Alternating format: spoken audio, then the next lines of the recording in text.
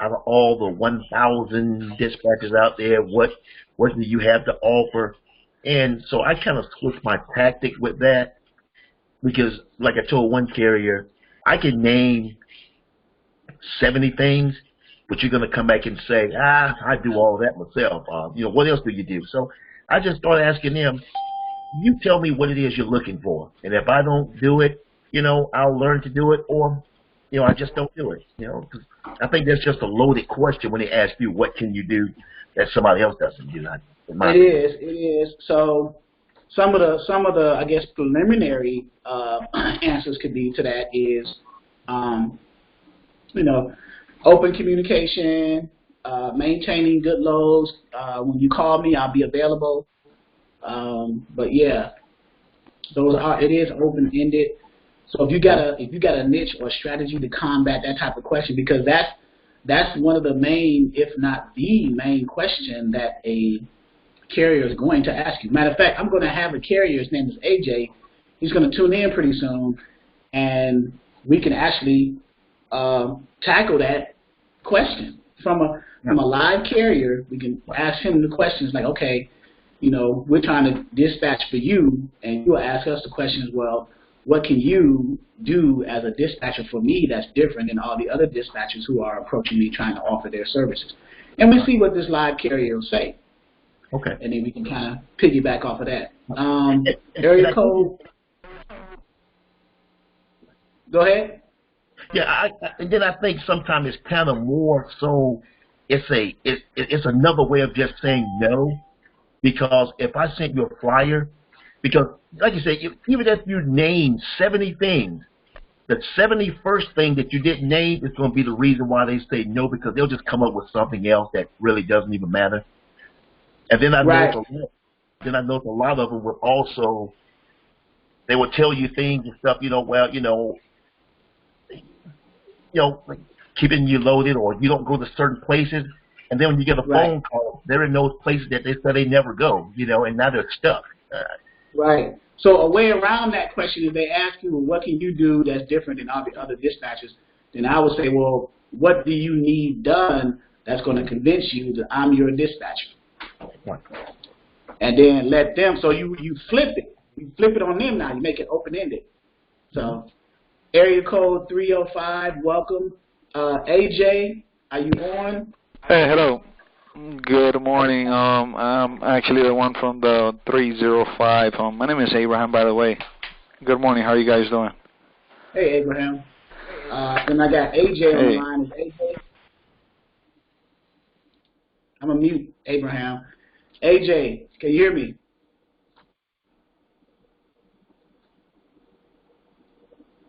So that's AJ Ward is our carrier. I just want to make sure that he can unmute yourself.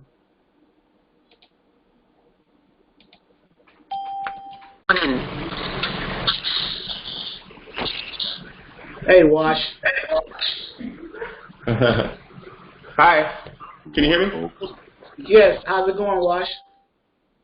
I'm doing fine. You doing okay today? Yeah. How you doing? Well, it's night for you. It's warm for us. So. Yes, indeed. So are you? I'm assuming you're over in the Philippines. You're not stateside. Correct. Yes, sir. Still in Asia. Okay. So how's it been going? Are you still doing the power only? Oh yes, absolutely. And how's it working for you? Oh, it's been going smooth. Okay, so you've gotten because I haven't done power only yet. So you've done the load outs and the tollways and stuff like that. Oh, definitely. Okay. Let me see. Someone added a comment here.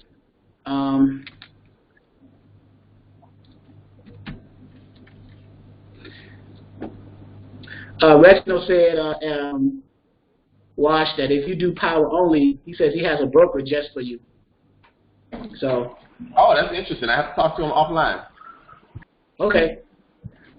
And then AJ said he was waiting for the sound to come in. AJ, do you have sound yet? Yeah, I got it now. I don't know if y'all can hear me. Okay. Yeah, everybody can hear you. Oh, So okay. All right. AJ is an actual owner. He's a carrier. He's a truck driver. He's been doing it for a while. So before you just joined in on the training today, AJ, one of the dispatchers who's having a hard time, or a challenge, I should say, getting carriers to sign a dispatcher agreement, said that carriers usually ask, what can you do as a dispatcher that's different than all the other dispatchers for me to let you be my dispatcher? So as an owner-operator or as a truck driver, from your perspective, what do you think?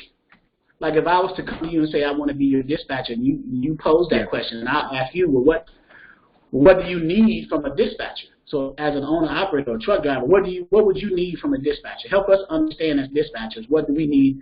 What type of service do we need to provide for you guys in order for you to say, yeah, I want you to be my dispatcher? Okay, well, as a truck driver who's going to step behind, like I told you before, who's going to step behind the scenes of becoming a dispatcher, my main angle will be the fact that once you work that 14-hour day or driven 11 hours, the last thing you want to do is get online, or what better yet, is get on the load board and have to search for your next load or fight with a broker about you know, how much your load is gonna cost. So I look at it like, me as your dispatcher, I'll take that worry off you. Like I've heard you say in the video before, you'll be paying for your my services will pay for themselves in the fact that when you park, like you said before, I already know what kind of rate you're looking for, what it takes for you to move your truck. So therefore, about the time I send a load to my driver, he'll already know what's set up. He'll already know that it's at least the rate that he's looking for or better, meaning that I fought for that rate for him, so that, like I say, once you pull those air brakes and park your truck, the last thing you want to worry about is getting on the phone and fight for another load. It's a good feeling just knowing, you just got emptied. Like over here, like I told you, I'm leased with Pam, but I run dedicated for the GM account, even though we just went through a little rough time with the strike.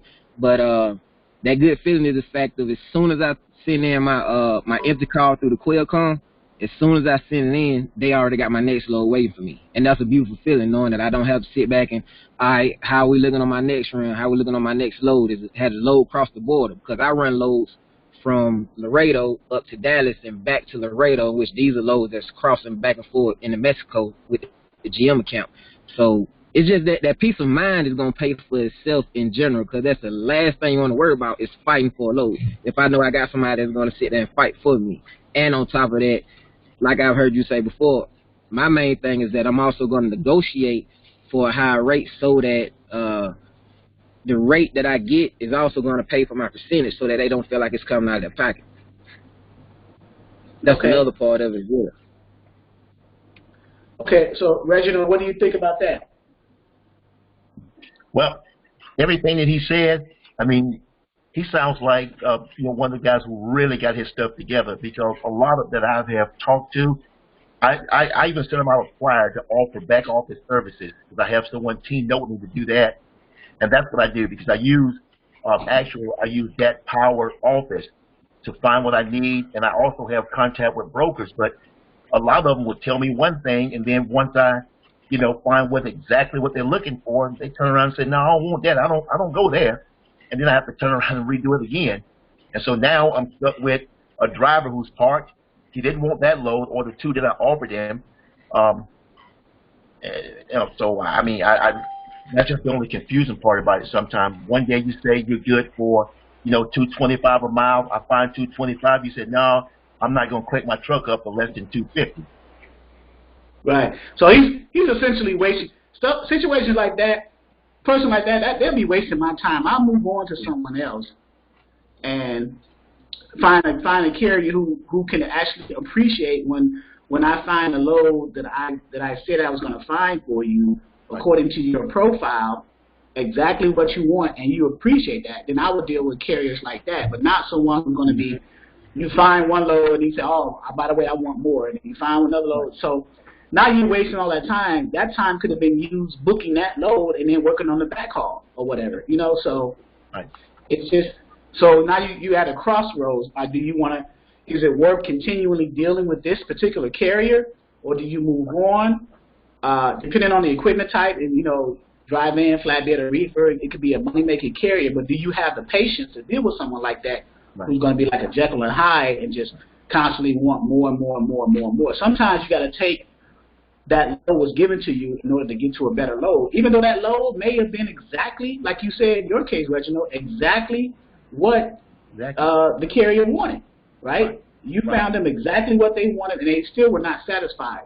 So you actually have individuals like that out there, not just in the trucking industry, but in the world. You know what I'm saying? So you just have to decide whether you want to continue to deal with that and have the patience and perseverance to deal with that, or just move on to the next carrier. Because while you're wasting time on that carrier, a better carrier can be out there waiting on you to find them exactly what they want according to the profile. Right. So, and I think what's his name? AJ is the yeah. Yeah. If I wish that, I mean, it's just a wish in a perfect world. If everybody else had sounded as professional as he just put that information out there, I mean, that was just totally professional. He set his expectations, you know, and all that stuff. I wish everybody else was just as professional as he is, you know, and you know, it makes it a lot easier than somebody who would say one thing one day and then he changes it tomorrow. Some of them, the thing is, some of them, they honestly, well, this is also, and I'm not one of those that try to brag, this is also from 16 years of experience. Yes. Some drivers don't even know how they want to run, meaning, like I've told Charles when we talked earlier, I've looked at a lot of his videos and a lot of information he gave y'all, like right on point on the ways to go as far as like when you start that, when you talk to the carrier. Like I saw a video you did the other day where you had a conversation with a carrier and you was asking everybody what did they learn from the carrier, how you said you was writing everything down, which is definitely something y'all should do, is make sure y'all write down what they're saying, because like me, I'm one of those drivers, I don't like to go west of Denver, Colorado on I-70 because one year I remember during the winter, it was during the winter time, I stopped at the, I got pulled into the weight station and the lady asked me how far was I going. I was just going over into Denver, Colorado, coming from this way on, like I was going up I-25, I think. And she asked me how far was I going to go when I hit 70, and I said I wasn't going no farther than Denver. She was like, good, because once you hit past there, then you have to make sure you have snow chains on your tires. I mean, on your truck for your tires. So I'm one of those, out of all that time of driving, I've never put snow chains on my truck. I will admit that. Right. I refuse to. I don't like to deal with, like, I've never been up to the top west coast of the map. I run I-10 all the way across back over to Cali and back out of Cali, even though from the standpoint of paying for my own fuel, now I do understand that fuel costs in California is very high. Like I got one guy that I was in class with in Cali, to where the thing he did was he'd fuel up before he get into California because he lives out there and he won't fuel up again until he get back out. But the point I'm making is some drivers don't understand that there's certain areas they just don't like to run. Like some guys don't like mountains. Some guys don't like dealing with the snow. Some guys don't even like to deal with the rain, believe it or not. There's drivers who will pull over if it starts raining too hard. I'm one of those type. I put the 4-ways on and keep it pushing. But you got some, they just have certain standards for how they like to drive. Some don't even like to drive at night. They don't like to drive in the daytime. I'm one of those drivers. I love to drive at night because I feel like the city, the road, it's all mine. No cars to deal with or nothing.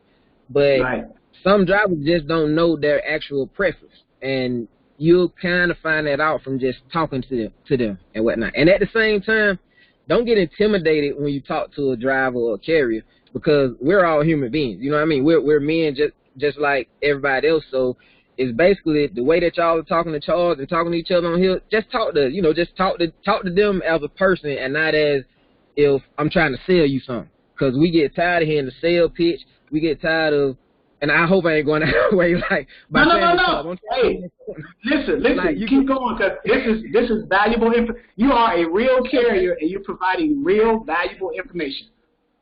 Okay. Also, like, we get tired of, like, when we walk into the truck stop, you got that man standing right there trying to sell you insurance and stuff. Like, truckers we're always getting sold on something. So one thing is, if you could talk to us like we're a human being, you get a better response. Like how I've heard what Charles did some call with some guys, and that one guy, he had an attitude out of the way, like, who it is, why you calling me? And then you got some to where he just talked to them just naturally, to where it's like just a man talking to another man, not just, hey, let me say you something. You know what I mean? Like, and on at the same time, not talk to them on the level of what can I do for you, not on can you do me a favor, what can you do for me, like on that type of level. You know what I mean? Like, just different ways, different. You know, you'll find your niche, you'll find your way of doing it, but try not to be nervous when you're talking to these characters. Just make it a natural conversation. Sorry. No, that's okay. That's okay. Yusef says he has no audio. Let me see. Yusef. Any feedback, Reginald, for AJ on that point? Yeah, I mean, not really, but, you know, like I said, I mean, he sounds very professional, you know, as a business owner. And, you know, that's the type that I like talking to, and I try to keep it natural. And what I, you know, like I said earlier, I have a flyer that advertises all the back office things that I do, and it seemed like it may be just always just that one thing that you always miss when you try to cover all bases. That's why now I've just gone to asking, you know, what type of services do you need to keep you active and to keep you, you know, running? I mean, what do you need? Right. Now that's one thing that I know Charles, like when that Charles gives y'all, like when he gives y'all these type of guidelines to go through, instead of asking what do you need, kind of let them know what it is that you can provide. There you know what I'm saying? Like, just throw, instead of coming to him like, what can I do for you, just come to him like, look, this is what I can do for you. You get what I'm saying? Like, sell yourself, but without selling them something. If I'm trying to figure out the best way to word that. Just be you. Just be yourself. Yes, sir. I know what you're trying to say. So yeah, I'll take note of that and do it that way, you know, and take that approach as well. And like I said, AJ, this is some very valuable information. I appreciate you for it. Yes, sir. Yep. Any other comments for AJ? We have a live carrier on the line here, so someone with 16 years of experience. So, I mean, I don't know if you're going to get this anywhere else, but he actually called me earlier, was saying he was watching the YouTube videos, and I said, well, I'm having training about 45 minutes ago. So I said, I'm going to have training in about 45 minutes. So so we'll see. For those of you who are enrolled members in the platform, I may call a couple of my carriers and check on them and do that sub-dispatching thing. Reginald, it seems like you got a lot of resources to find loads for. You got DAT Power load board, which is a broker level load board. So you have that. So you got one of the top resources when it comes to load board. Yeah. But yeah, because like AJ was saying, what I do is, and I'm I have a master's in business. So what I do, I spend a lot of time doing a lot of research. And like I said, having 19 years on the railroad as an engineer and being a supervisor for 6 of those years and stuff, in the transportation industry, I just love to study things that, because even the scripture tells us to show thyself approved. And when I go to people and stuff, I want to have all of the information that I need. So I just thought by taking a high-end type of load board and stuff will help me to study and learn a whole lot more. So when I run into professionals like, AJ, I'm able to provide them with a good service. There you go. There you go. So we have a lot of guests in here today. Tony, Yusef, Anonymous, welcome. William, welcome. Abraham, area code 770. I'm not sure what city that's in. And area code 305. Welcome, everybody. So yeah, we have a live carry on. AJ providing us some perspective as to how to approach the owner-operators, the carriers, the truck drivers when you're having difficulty, because that's the first step in dispatching. You have to get the carrier to say, yeah, I agree to a dispatch agreement between you and I, and then I'll send you send me your dispatch agreement, I'll fill it out, send it back along with that profile sheet that you send, so I can tell you how I want to run, how much weight I want to haul on my trailer because I want to save on fuel, how far I want to go, where I want to go, where I don't want to go, what is my equipment type.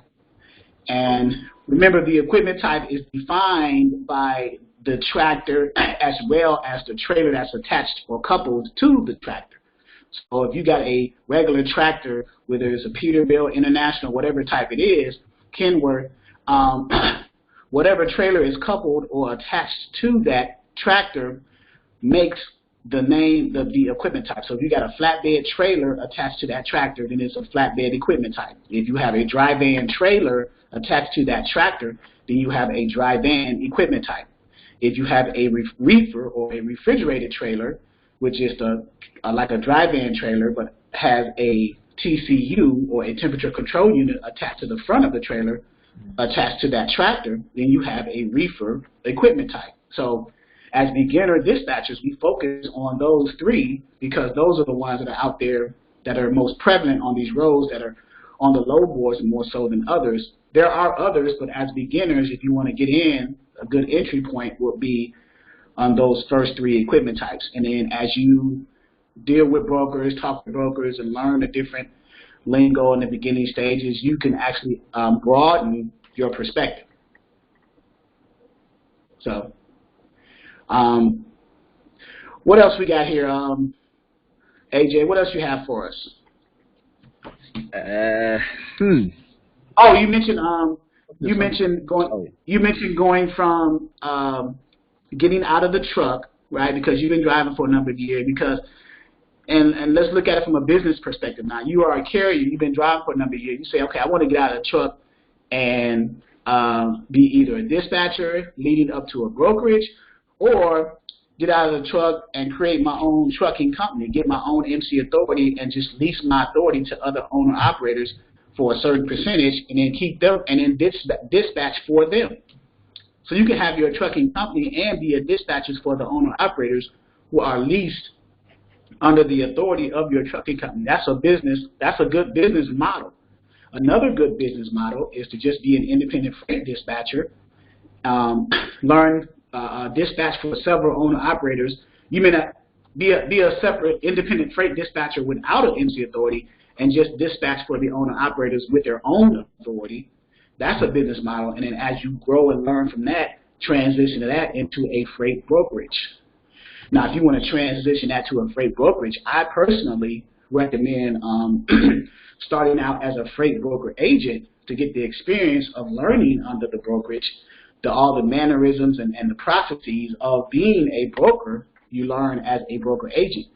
And then once you get that experience, you build your customer base, or what's called a book of business, which is all it is just the shippers that you acquired while you were an agent under that brokerage. And then you branch off and form your own brokerage, and you take those shippers or your book of business with you. So you have two different business models. You can take the independent freight dispatcher path, or you can take the trucking company path, and you work those paths. And both paths can lead to success depending on how you're working.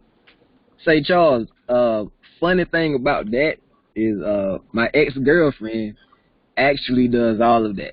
She's actually the one who opened my eyes up to stepping behind the scene. Like she started off with like 2, maybe 3 trucks, and then like she also has her own authority. So she was like letting other guys come in on her authority to get everything going, because she was linked on with Landstar.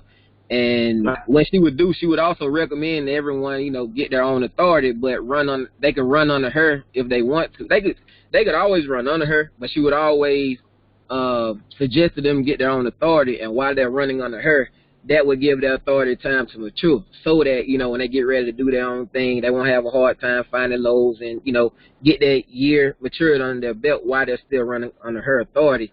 And now recently, she started her own brokerage as well, and I want to say she got from under Landstar a little bit, because they were running all of the Amazon freight, and Amazon kind of started dropping the rates on everybody, so they left from that, and she now has her own thing going.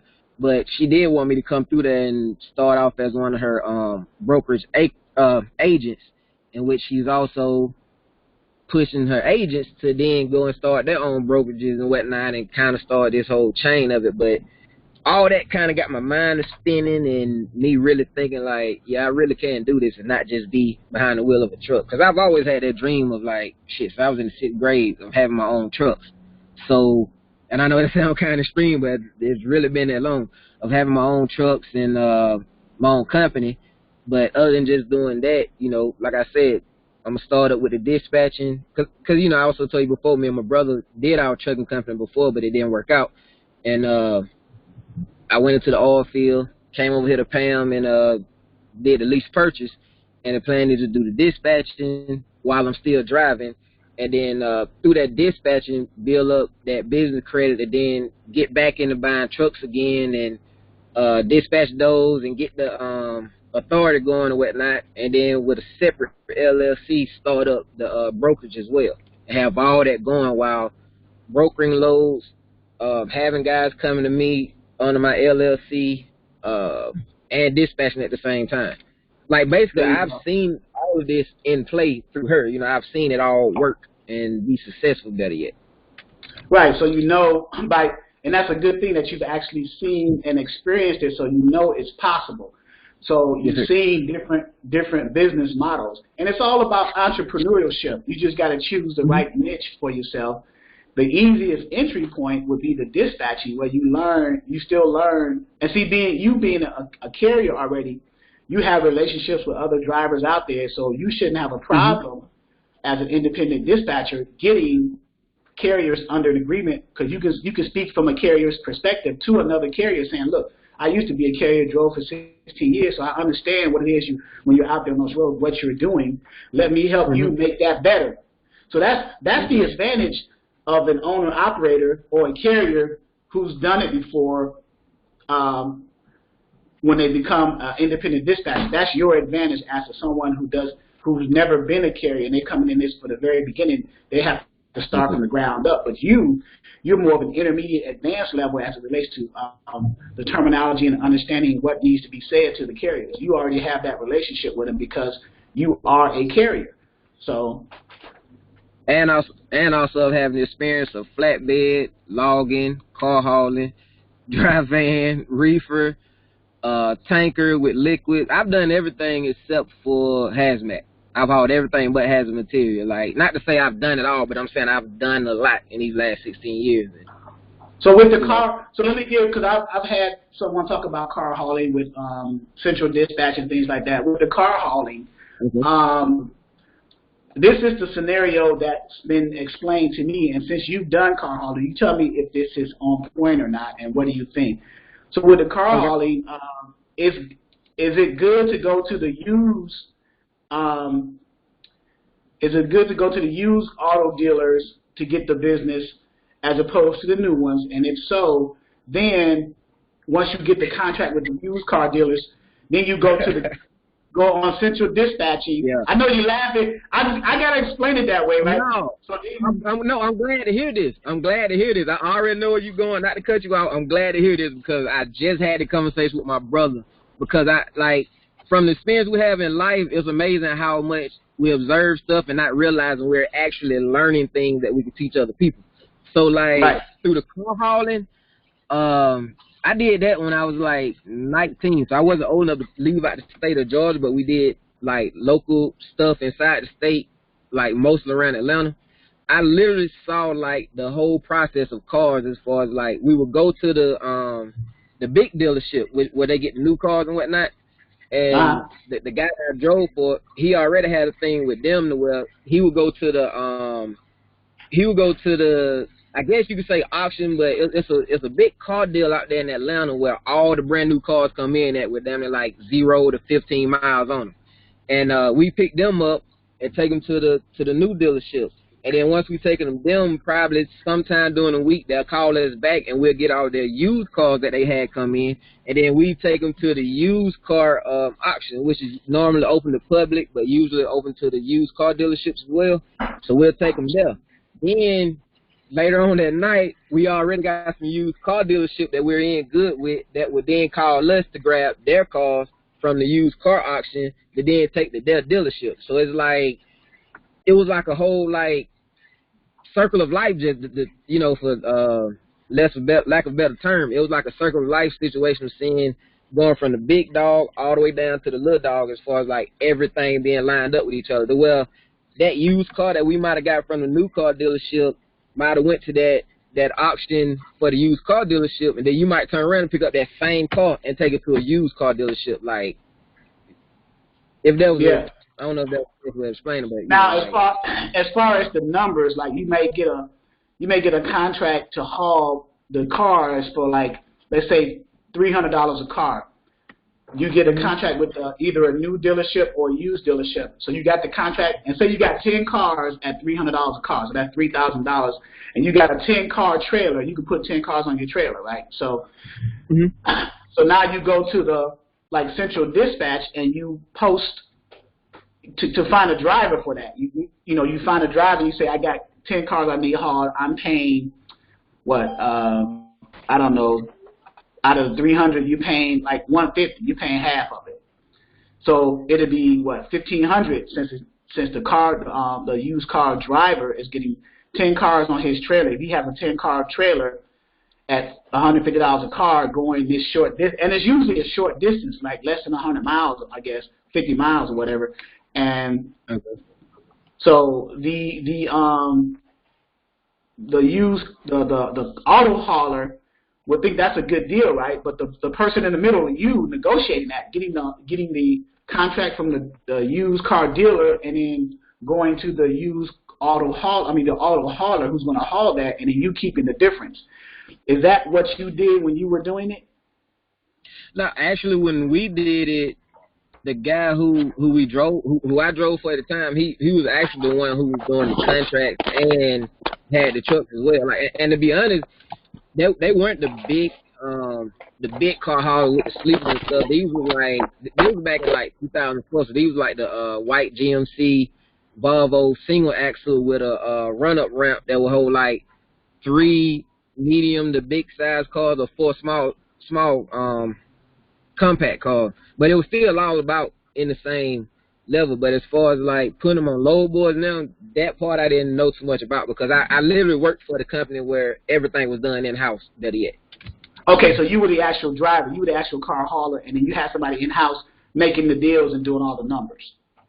Yep, yes sir. He was the one that was calling the dealerships and everything. And to me, the one way that would make sense is to get in with the big dealership, because if you get in with the big dealership, then of course you'll get their new cars, and then they'll also have you take their used cars to the public auction.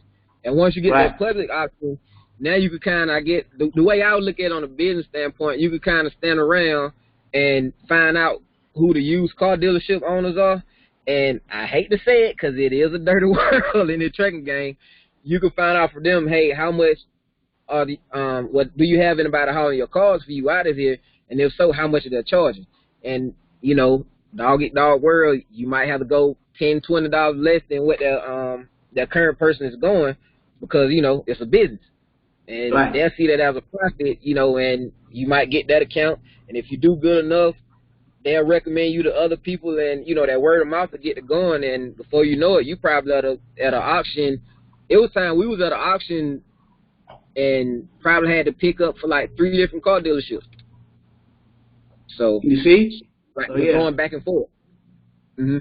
I'm gonna let you answer this other question that was asked by Abraham. He says, "What does running under your own authority mean?" Oh, all right. Running on under your own authority is like that's the difference between how much money you're going to get paid. Honestly, the way we look at it is that like if I was running for Charles, and let's say Charles had a company, I was on this company, not literally under his authority or nothing like that, but he might have had I said like in the oil field, it might have been a company where we haul frac sand. And so to run with his company, I mean to get dispatched by his company, strictly to get dispatched by his company, he might only charge me like 10%. But if I use his authority, that means now I fall under his insurance policy. I also have his logo on the side of my truck. But that alone, that might cost me like 15% opposed to that 10%. Meaning I have to pay more money because now I'm using his insurance and plates and all that. But if I come in with my own stuff, then that's less money that I have to pay somebody. That's one way of looking at it. Right. And also, too, running under your own authority also, it involves, having, the FMCSA grants you authority to run freight either interstate or intrastate, depending on how you apply for it, whether MC authority or DOT. And there's different levels of an MC authority for owner-operators carriers. If you are an owner-operator, that means that's someone who has their own authority. If you are a carrier or just a truck driver and owner-operator could be the same. A carrier could be someone who runs under someone's authority. But if it says owner-operator, that means you own the truck and you operate it. You have your own authority. And you do have some owner-operators who run under someone else's authority. But to have your own authority, that means that you are responsible for everything. You're responsible for the insurance, the upkeep of the truck, maintenance, all the IFTA plates, apportion plates, IFTA tax, I should say, apportion plates, everything. Cargo liability insurance, your W-9, everything is on the truck driver, the carrier, the owner-operator who operates under their own authority. If you are what's called a company driver and you're leased, or if you are a company driver or you are an owner-operator leased under someone else's authority, then you have less responsibility. It falls on the company. But if you have your own authority, then all that stuff is on you. So it's a greater challenge because if you don't work, you don't eat, and you got to find your own loads. You got to do all your own administrative work. That's why it's good to have a dispatcher. That's a good reason why we in the platform, we target owner-operators with their own authority. We do not target owner-operators who's leased under someone or company drivers. We target, we try to target only owner-operators with their own authority because we know that they have a greater need for help in that regard as far as finding their own loads. Because what owner-operator with their own authority have the time? They're too busy driving, getting to a receiver or a shipper to pick a load up.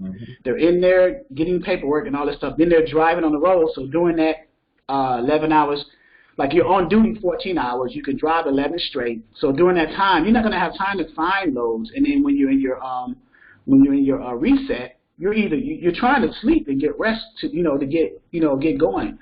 You have some who are maybe up on a load board looking during their reset time, but they're depriving themselves of rest because you're on the road for the X amount of hours. So we target owner-operators with their own authority because there's more of a need by them to have us as dispatchers helping them, partnering with them, finding loads for them.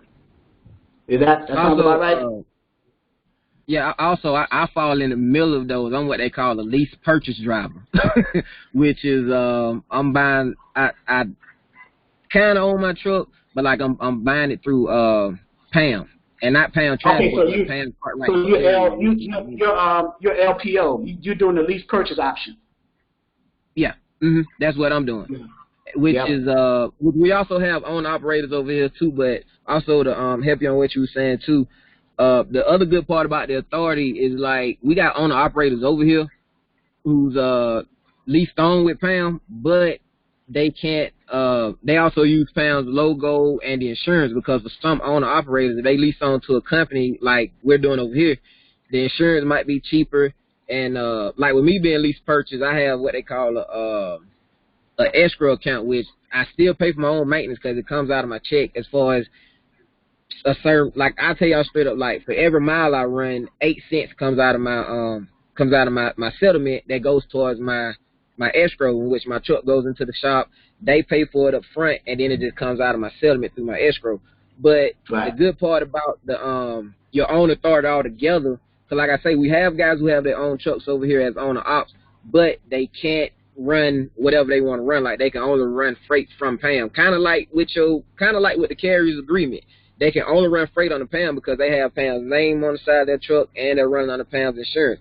But if you're an owner operator with your own authority, you can run freight for for Charles, and then you go run freight for somebody else. You can run whatever you want to run. Basically, it's your truck, Right. your property. You can do what you want to do. But if you're linked under somebody else, like leased on to somebody else, you can only run under them because you're using their insurance and everything. Right, right. William asked you a question. Good morning, Mr. Ward. Can you explain why carriers are not accepting dispatchers during this month? Is it because of freight rates are so low, or do you think 10% is too high starting off as a dispatcher? What do you think? I think, let me chime in on that. The freight rates, I don't know if it's this month, because I think freights, the rates on the loads are starting to make a turn a little bit, and the 10% is not too high if you explain to them. I've seen 12%. The 10% is not too high if you explain to the carrier in such a way that that 10% is not coming out of their side, it's coming out of the renegotiation process when you, as the dispatcher, go back to the broker. So say you get a carrier, say I get AJ under a dispatch agreement, he's an owner-operator. I go to a broker, we find a load, $3,000, we agree on that load, AJ and I, because before I go to the broker, I want to make sure my carrier and I are on the same page. You never want to go to a broker without your carrier knowing what you're getting, how much, and where's it going, what's the weight, things like that, all the details, right? So, because you don't want to be in the dark.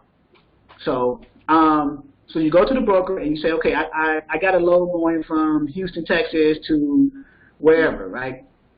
$3,000, is it still available? Say, yeah. Okay, I see it's $3,000, but we want, can we get it for $33,000? You know, you want to negotiate higher because 10% of $3,000 is $300. So I'm taking that $300 and adding it back to that $3,000 for $3,300. So I'm going to try to go for $33,000, $34,000, $35,000, because what am I doing when I do that? I'm covering my 10% on the broker side, and I'm not pulling it from the pocket of the carrier, because if I was to pull it from the pocket of the carrier, then his $3,000 gross will turn to $2,700. So now I pull $2,700 for him now, and you got to be mindful too. He still got to pay for fuel. He just paid me $300, so he went. Say I didn't pull it from the broker side, and I pulled it from the carrier side. So now he, instead of getting $3,000 gross, he's getting $2,700. What happens is he got to pay for fuel. Fuel is what you get what, 6 miles to the gallon. You multiply, you divide that into the miles to figure out how many gallons you need, and then you multiply it by what the price per gallon is. Let's say that's $500, right? You got to know your numbers, right, as a dispatcher, in order to communicate to your carrier to convince them that you know their business just like they know their business. So if you're a dispatcher that can show your carrier or a potential carrier that you're trying to get under a dispatch agreement, that you know numbers like that, you say, okay, I know you know this is going here. You know, trucks can go 6 miles a gallon. You're going so many miles. You divide that into that, it's going to equal, you're going to need 150-something gallons to get to that load. Okay, fuel is $3 a gallon in this area. We multiply $3 a gallon times however many gallons you need. You're going to need $450 to pay for that load. The load's paying this. You subtract that fuel from that. This is what you got left gross. You got to pay me, but you're not going to pay me if I'm your dispatcher, because I'm getting my money from the broker.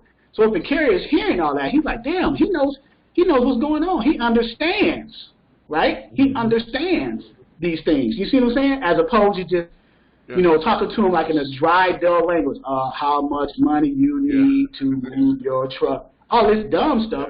Instead of that, you want to explain to them in real numbers so they can hear you. So this goes back to Reginald's point. This circles back around. What can you do different than all the other dispatchers are doing? True. What I just explained, that could be something that you can do different. If you can break down literally what their numbers and what they're going to see, or give them a scenario to show them that you understand them, or understand, because they're owner operators. This is their business. So if you can show them that you understand that, that'll make the communication better and the relationship better. And you'll have a greater chance of getting that carrier to say, yeah, you know what, you understand me. Let's help me find some loads. True. Can you hear me? Yep. Okay. Yeah, that's true. And I did exactly everything you just said out your mouth. I just wanted to, ask the question because I know a lot of people, or a lot of carriers are saying, man, that's too high. I can't afford this right now. And then, they go into crying, which I understand, but I'd be like, this one guy told me the other day, yesterday, he was like, I don't know if he owned his own truck, but I don't think he owned his own truck. I think he was leasing the truck. And he was like, I can't afford to pay you that percentage and then wait for my money and then go through the broker and wait for my money and I'm going broke. And I'm just listening to him. That's why. That tells me that he doesn't. I don't think he understands his own business, his own numbers. Like Yes. he's saying that I can't. Yeah, he's saying I can't pay you. I would have stopped and said, well, sir, you're not paying me. I'm not taking money out of your pocket. I'm renegotiating a rate. The original rate that I'm going to find for you on load boards or through direct shippers, I'm renegotiating that to get higher money in order to cover my percentages. So from your perspective, I'm essentially working for you for free from your perspective because I'm not pulling money from your pocket, Mr. Carrier. I'm going broker side renegotiating the rates. Now, does that happen all the time? Of course not. I'll be lying to a carrier if I tell them that it happens all the time. Let's be realistic now, right? So, but in most cases, I'll say 60 to 70% of the time, that's what you're going to do with the brokers, especially if you've been dealing with, let's say you got 3 carriers that you already have on the agreement and you're running loads for them regularly with some good brokers that you have relationships with, and then you just bring on this new carrier who has that mentality of what William just said. So you get them under agreement. Of course, if you were smart, you'll pull that carrier to those same brokers that you're dealing with your previous 3 carriers because why? You have relations with those brokers, so you have wiggle room to negotiate with those brokers. Say, I got another carrier. I see you got another load available. Let me bring my other carrier on. You know my other carriers are good. They deliver their loads on time. There's no damaged freight. There's no claims filed against them. I got another carrier. You have a need for a load now. He's empty. The load saying 3,000, but we want like 3,500. Because it has it's a reefer load. It's like 2 picks, 1 drop. So the more picks and drops I have, I add anywhere between $150 to $200 per stop. You have to because in most cases some brokers try to play you on detention time. So if you're sitting at a receiver or a shipper waiting to get loaded or unloaded, that's detention time. And according to the carrier package and the agreements between the broker and carrier, you're giving them 2 hours free detention time. After 2 hours, it kicks in like anywhere between $50 to $150 an hour. But you have to know that. So if you don't know that, just use the formula just add an extra $150 to $200 per stop if you're going to have more than 1 stop. Whether it's 2 pickups, 3 drops, whatever the number is, you add that in and then you go back to the broker and renegotiate that. So. Thank you. Something else I heard in that, what he just said, Charles, on that phone call he had with that guy was, it sounded like if the guy's yelling he has to wait for his money, that already tell me off rip he might not have a factoring service. So for one, he needs to get a factoring service. Right. And so he may not have a factory service, or he may not have a factory service, or he may have chosen a payment option of the broker that wasn't satisfactory to him. Remember, the broker has 3 payment options, at least 3, right? The 1 to 2 day quick pay, which they charge like 5%. Then you have the 5 to 7 ACH wire transfer, where sometimes they'll ask you for a canceled check or a routing account number to put it into the account. They charge 3% for that. And then the third one is the paper check mailed to you like 15 to 45 days out, depending on the brokerage. But that's the usual time frame, 15 to 45 days out. So those are the 3 payment options if he does not have a factory company. And if he's a new carrier, I highly recommend them getting a factory company to help them till they build their monies up and then just gradually phase out of it. Because you're not gonna, if you're a new carrier, you don't have a factory company, you're gonna sink because you're not gonna have enough revenue. You're gonna have enough money to get fuel to get from one load to the next load. If you have to wait every time you move a load to get paid by the broker, you're going to be sitting waiting to get your money and then getting fuel to go to the next load. But if you have a factory company, you get that money quicker, and then you can pay for fuel for the next load, and then it's growing and growing and growing to the point where you no longer need the factory company, and you can get out of that factory contract because you've built up enough revenue to keep you running. And Charles, can I ask you a question? Yes. Now, piggybacking on what you just said, now, won't you think it would be wise for a carrier to have a credit card to basically supply either the fuel cost and their pay until they get paid? Or that's a bad idea? I was talking to that guy. He was like just whining. It was giving me a headache. But I was like, look, you have to look at other options. Besides, we don't want to do a factoring company. You need to have good credit and have a credit card that can, supply you with fuel and money if you need it. I don't know. You have to, right. Anything that can. Go ahead, AJ. Oh, no, I was just gonna say, like, in a perfect world, yes, but right. being that I am a truck driver, some of us are truck drivers. Right. Some guys jump out there and think, there are those who jump out there and think, I'm just gonna buy a truck and I'm just gonna make some money without having any kind of money saved up at all. And sure. Some are like once, I hate to get too deep in our subject, but once you go into the point of what all it takes to get a truck, start up a truck, insurance, authority. Of course, to be off the load board, it has to be authority. Like, that costs a lot of money. Like in Texas alone, I know those plates start off at $900. They're just for the tag. They're just for the plate alone, not including the amount it takes to get your authority, the amount it takes for the insurance and that $1 million insurance and all that stuff. Like, not to make excuses, but some people jump out there and then do their full research. You know what I'm saying? Yeah. But at the end of the day, I'll give a quick example right quick of how I look at this whole ordeal. I look at it like the truck driver. Like, if anybody who knows about the music industry, the truck driver would be like the artist or the rapper for hip hop, and then the dispatcher is like the producer. The broker is like the record label, and the shipper is like the distribution center. Basically, the distribution company. Basically, it's like, you got to look at it like, or even if it was in the style of law, you got to look at it like, I'm the lawyer for the driver, and the broker is the lawyer for the shipping company, and we just all trying to come to this mutual understanding. But as the driver, you got to realize, as your dispatcher, I'm going to war for you, because if you don't make money, I don't make money. But at the same time, if you don't make enough money or the way you're pleased enough, you're no longer going to need my services. And I'm not here to get rich quick or to make this quick dollar out of you now. The more loads that I get for you and the more loads you run while dispatch with me, the more money I make. So if you're not happy, I'm not happy. You get what I'm saying? So you basically got to keep them under that understanding that I'm here to fight for you. I'm not here to just be somebody that'll take money for you, because if you don't make it, I don't make it. It's like Charles said, as an owner op, or at least purchase. One thing we said, if these wheels ain't turning, that money ain't burning. Meaning we ain't making no money if our truck ain't moving. No, it's true. It's true.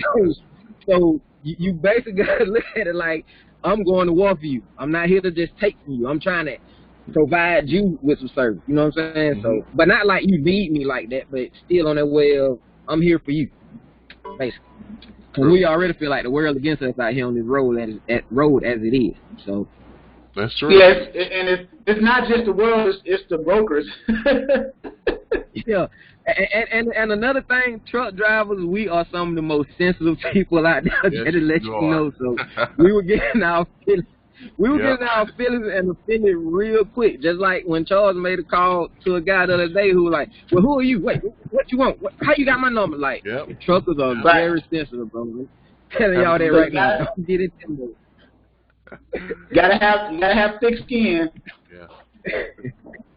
Gotta have thick skin when you're a dispatcher, because you're gonna deal with different personalities, and that comes with the job, with the territory. So Reginald said, AJ, great information. I'm glad that AJ's in, because he's giving, as we're talking and as people asking questions, he's giving the real world carrier perspective of everything that we're talking about. So you're not just hearing it from me, you're hearing it from someone who's actually on the road. He's literally on the road now. I think what are you at, a truck stop somewhere? Yeah, I'm right here in Italy, Texas right now. But I don't have to leave out. I don't have to go deliver until like 11:45 tonight, so I'm good now. You know, I just made it up this way because I just did my 34-hour reset in Laredo, because I live in San Antonio, but instead of going home, I decided to stay out and came on up here so that once that 10-hour break over and everything, I could just shoot on up, grab the load, and get on back to Laredo. I'm trying to get them money, man. Hey, watch out! Hey, watch out for those lot lizards. Oh, hey, you know what? They don't really exist like that anymore. I think, I probably should say that on here, but yeah, they don't really exist like that anymore. Okay. Service, I think, kind of took them out of business. Plus, the truck stops are clearing them out. Because I hear people asking us about that all the time. Like, y'all still deal with lot lizards? I'm like, no, they're like a dinosaur. They don't even... Police call them in 2.5 seconds. Trying to walk around the parking lot.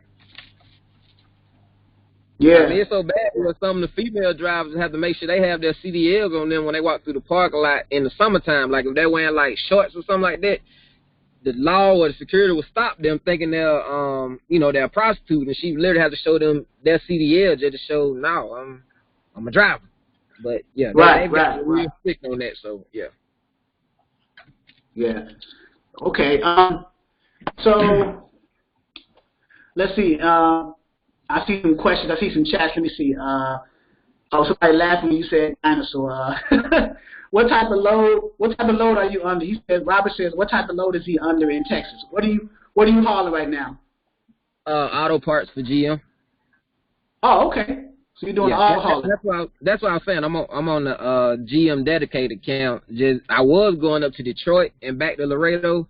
Now I basically just go from Laredo, Texas to Arlington, Texas. Just back and forth, staying inside the state. And let me put you on to something too, AJ. Another thing you can do, because that's a dedicated lane. Do you see the Raycons, right? As far as you talking about like what we get paid like per mile and everything, or the actual rate? No. Well, you see the rate confirmations as far as the paperwork that you need when you go pick it up from the receiver and deliver it to the ship. When you pick it up from the shipper. Yeah. Mm-hmm. Yes, sir. So when you become a dispatcher, you can reach out back out to those shippers to try to get those for your carriers when you get them under a You see where I'm going with that? Yeah. Oh, trust me, 2 steps. Yes, sir. Like that. Trust me. That's why I said once I step behind these doors, I'm not gonna be dirty, but I'm gonna have to be a little more talkative and talk to people and shippers and whatnot to see what they need and what I can make happen, especially once I start the brokerage. Because to be honest, I don't think I'll ever stop driving the truck. Like, it'll get to the point to where I want it to the point where I don't have to drive. You know what I mean? I'll just drive. I'll just have that one truck that I got souped up and everything, and I'll just drive just because I want to get out there and drive. But I think I'll forever be a truck driver, but just getting that multiple source of income going inside the industry that I love, so.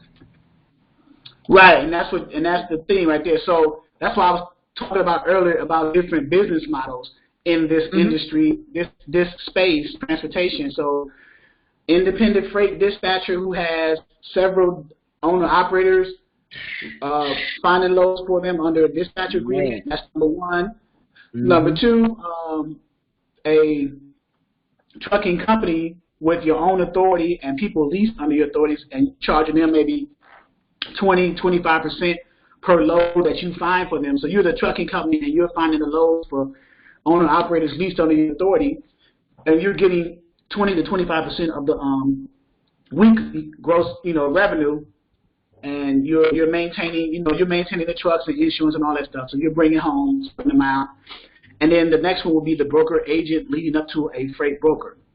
Yes, sir. So there's several ways to start, but for those of you who are interested in being independent freight dispatchers working from home, then that would be the easiest entry point as a independent freight dispatcher, where you get owner operators with their own authority to agree to have a dispatch agreement and carrier profile, so you can know where they want to go and how they want to run, and then you just find the loads for them, right? So that's the first. So from a dispatcher perspective, that's the first stage.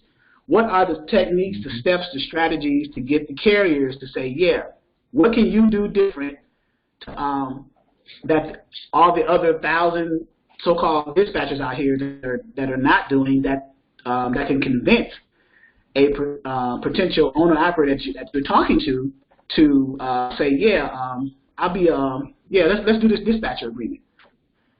So what are the techniques that we can go to local truck stops, talk to them in person. I actually, a long time ago, I think it was last year, went to a local truck. I'm in Virginia, so I went to a truck stop in my area within a 25-mile radius and just sat in there, had lunch. I sat down and paid for lunch with a guy, and I just conversated with him. I said, look, I'm a dispatcher. I'm an independent freight dispatcher. I don't even want to sign you up with me for the dispatch agreement. I just want to ask you, like, survey-type questions. Like, what is it that you look for if you did have a dispatcher working with you? Because I asked him first, do you have a dispatcher? He said, no. He said, I find my own loads. And I said, well, if you had a dispatcher, what would you look for in them? And then he started answering the questions. So, and we just went from there. Communication. Yeah, communication. And I ended up getting him under a dispatch agreement, but that wasn't my intent at the time. I just wanted to get some preliminary information, But lo and behold, we sat there after we ate lunch. We were there for like a little half an hour in there. It was what was it at? In Franklin, Virginia, they have what is that? A Pilot, I think it is. A Pilot, Flying J, one of those out there. And I just went out there, And what I'm going to start doing is going out there and actually recording on my phone and then playing it back in our platform, so people can actually see me do that to kind of add value to our platform to show people that it can be done and this is how you do it. So kind of like go ahead. The good thing about that, Charles, is the fact that a lot of us truck drivers talk to each other. So from you doing that, like I've heard somebody say before, it might get to where he didn't got a friend or homeboy who looking for a dispatcher that he didn't give them your name and number. Now before you know it, your name just circulate out there like that. Like, because a lot of us do talk. Like I got some homeboys that I was in the oil field with. Like, I know there's at least 3 or 4 of us that we talk dang near at least, like, we talk a lot. Well, sometimes we might be on the party line with each other just talking. Like, we always give each other's pointers and advice on who's hiring or which route to go to. Where this year it's basically been everybody been buying their own trucks and whatnot and just trying to move up that ladder. But we're always, like, linked to each other in some way or form. We're always talking, and we work for the same company maybe 2 or 3 times or whatnot, and everybody just seeing what's going on, what's happening, the best way to go about things, and just branching out, just having each other grow as truckers and owners. Right. See, there you go. So you build a relationship, a rapport with them, and that's how it is. That's how it should be. So let's see. Eric just asked a question. Let's see here. Eric said, doing cold calling, I have run across several owner-operators wanting to know what connections I have with shippers because they're looking for dedicated lanes instead of just dealing with brokers. So building those types of relationships will definitely give you an edge as a dispatcher, right? So if you can not only have relationships with brokers, but if you can have them with the shippers who are over the brokers, they are the brokers' customers. So if you could eliminate the shippers and go straight to, if you can eliminate the brokers, and go straight to the shippers, then you more of that savings will be passed on to you and the carrier. With the broker, they're chopping down the money. So say, for example, I'll break this down again with the shipper broker carrier relationship. The shipper has a target rate for their load because they're trying to get their freight to their customer. Like, say it's a big manufacturing company, they're trying to get their freight to Walmart or Sam's Club. So they say, okay, this lane is $5,000. We're going to pay $5,000 to ship this load from A to B, and we'll either use a carrier or a broker. So if they sell the load to a broker for $5,000, the broker's going to take 20% off of that, which is $1,000, and resell that to the carrier for $4,000. If they sell the load to a trucker or an owner-operator or a trucking company for $5,000, they keep all the $5,000. They don't lose that $1,000. So it's better for a carrier to go directly to the shipper as opposed to the broker because they know that money has already been topped up at least 20%. So, and that's the game in a nutshell. So, any comments on that?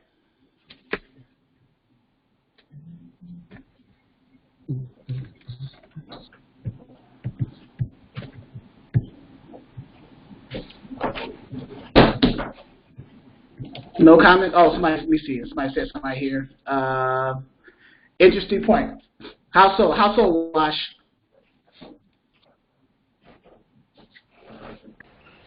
Hello. No, I just said that because yeah, I agree with that. That there is a lot of markup involved. They even have that one website, for example. I want to say it's called Hall Hound or something like that, where the rates seem almost outrageous because they're so much higher, but they're supposed to be the exact rates that are really in a load. The amount of money that's really in a load sometimes is amazing when the brokers are selling it compared to how much it's going for on the market.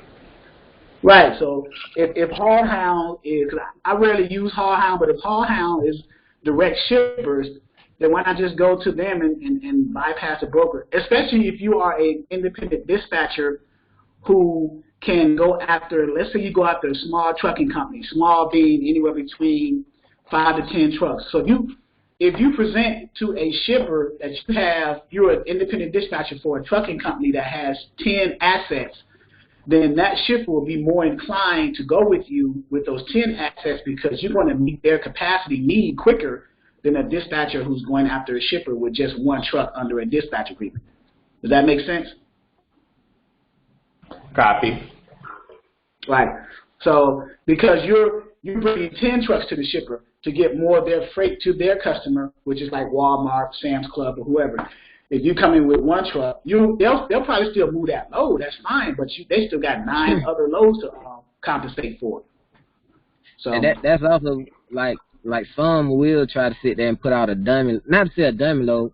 They'll put out a rate to where like it might pay $1.25 just to see if they're gonna get somebody who might not know them better to just jump on it and say we'll take it. When majority of the time they know they're putting it at a ridiculous rate. Like they know they're already shaving off like 1,000 or more off the top, off rip. And you can, as a dispatch, you go in and fight for that driver. Right.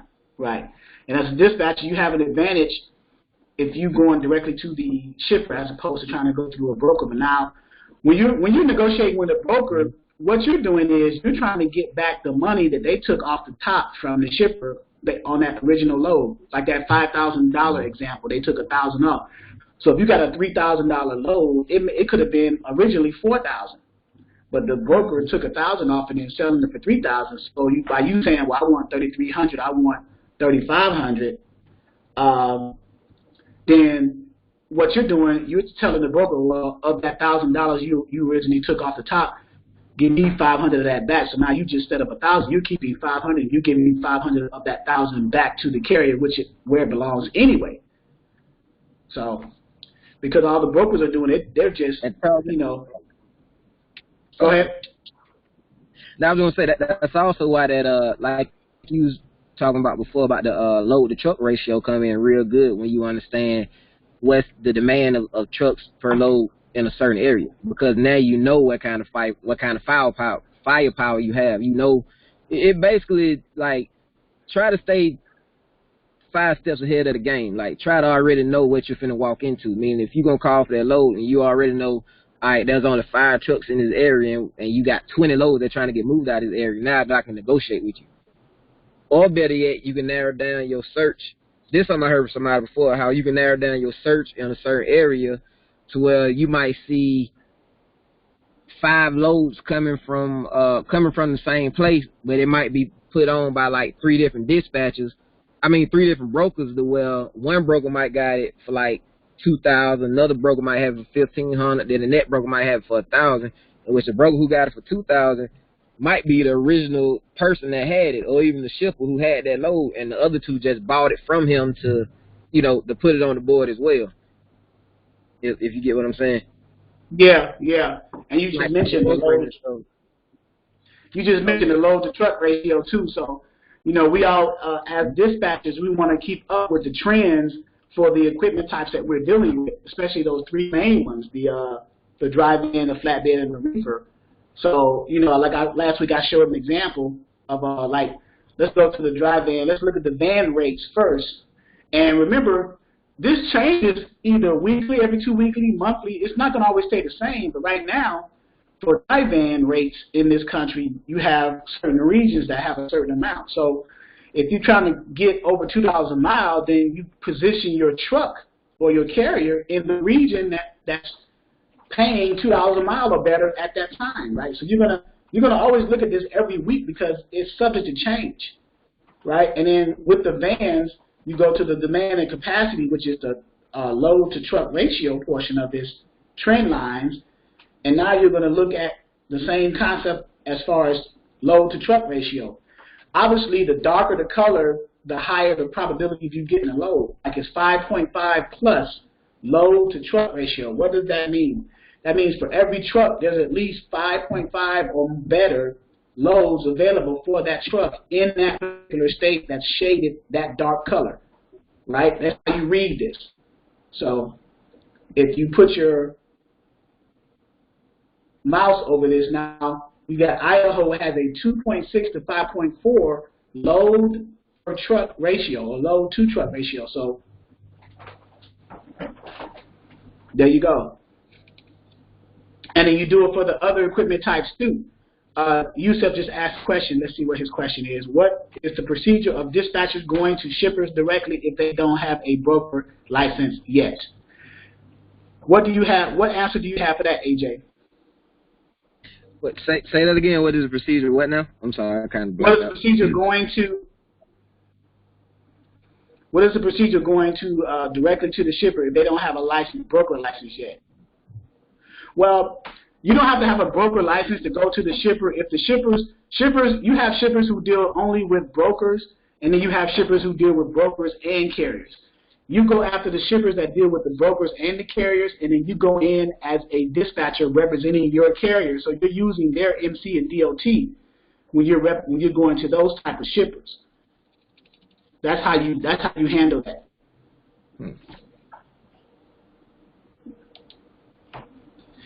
So let's getting back to this. If we go to flat now, some equipment types pay more than others. Like the dry van of the three, I think is the lowest.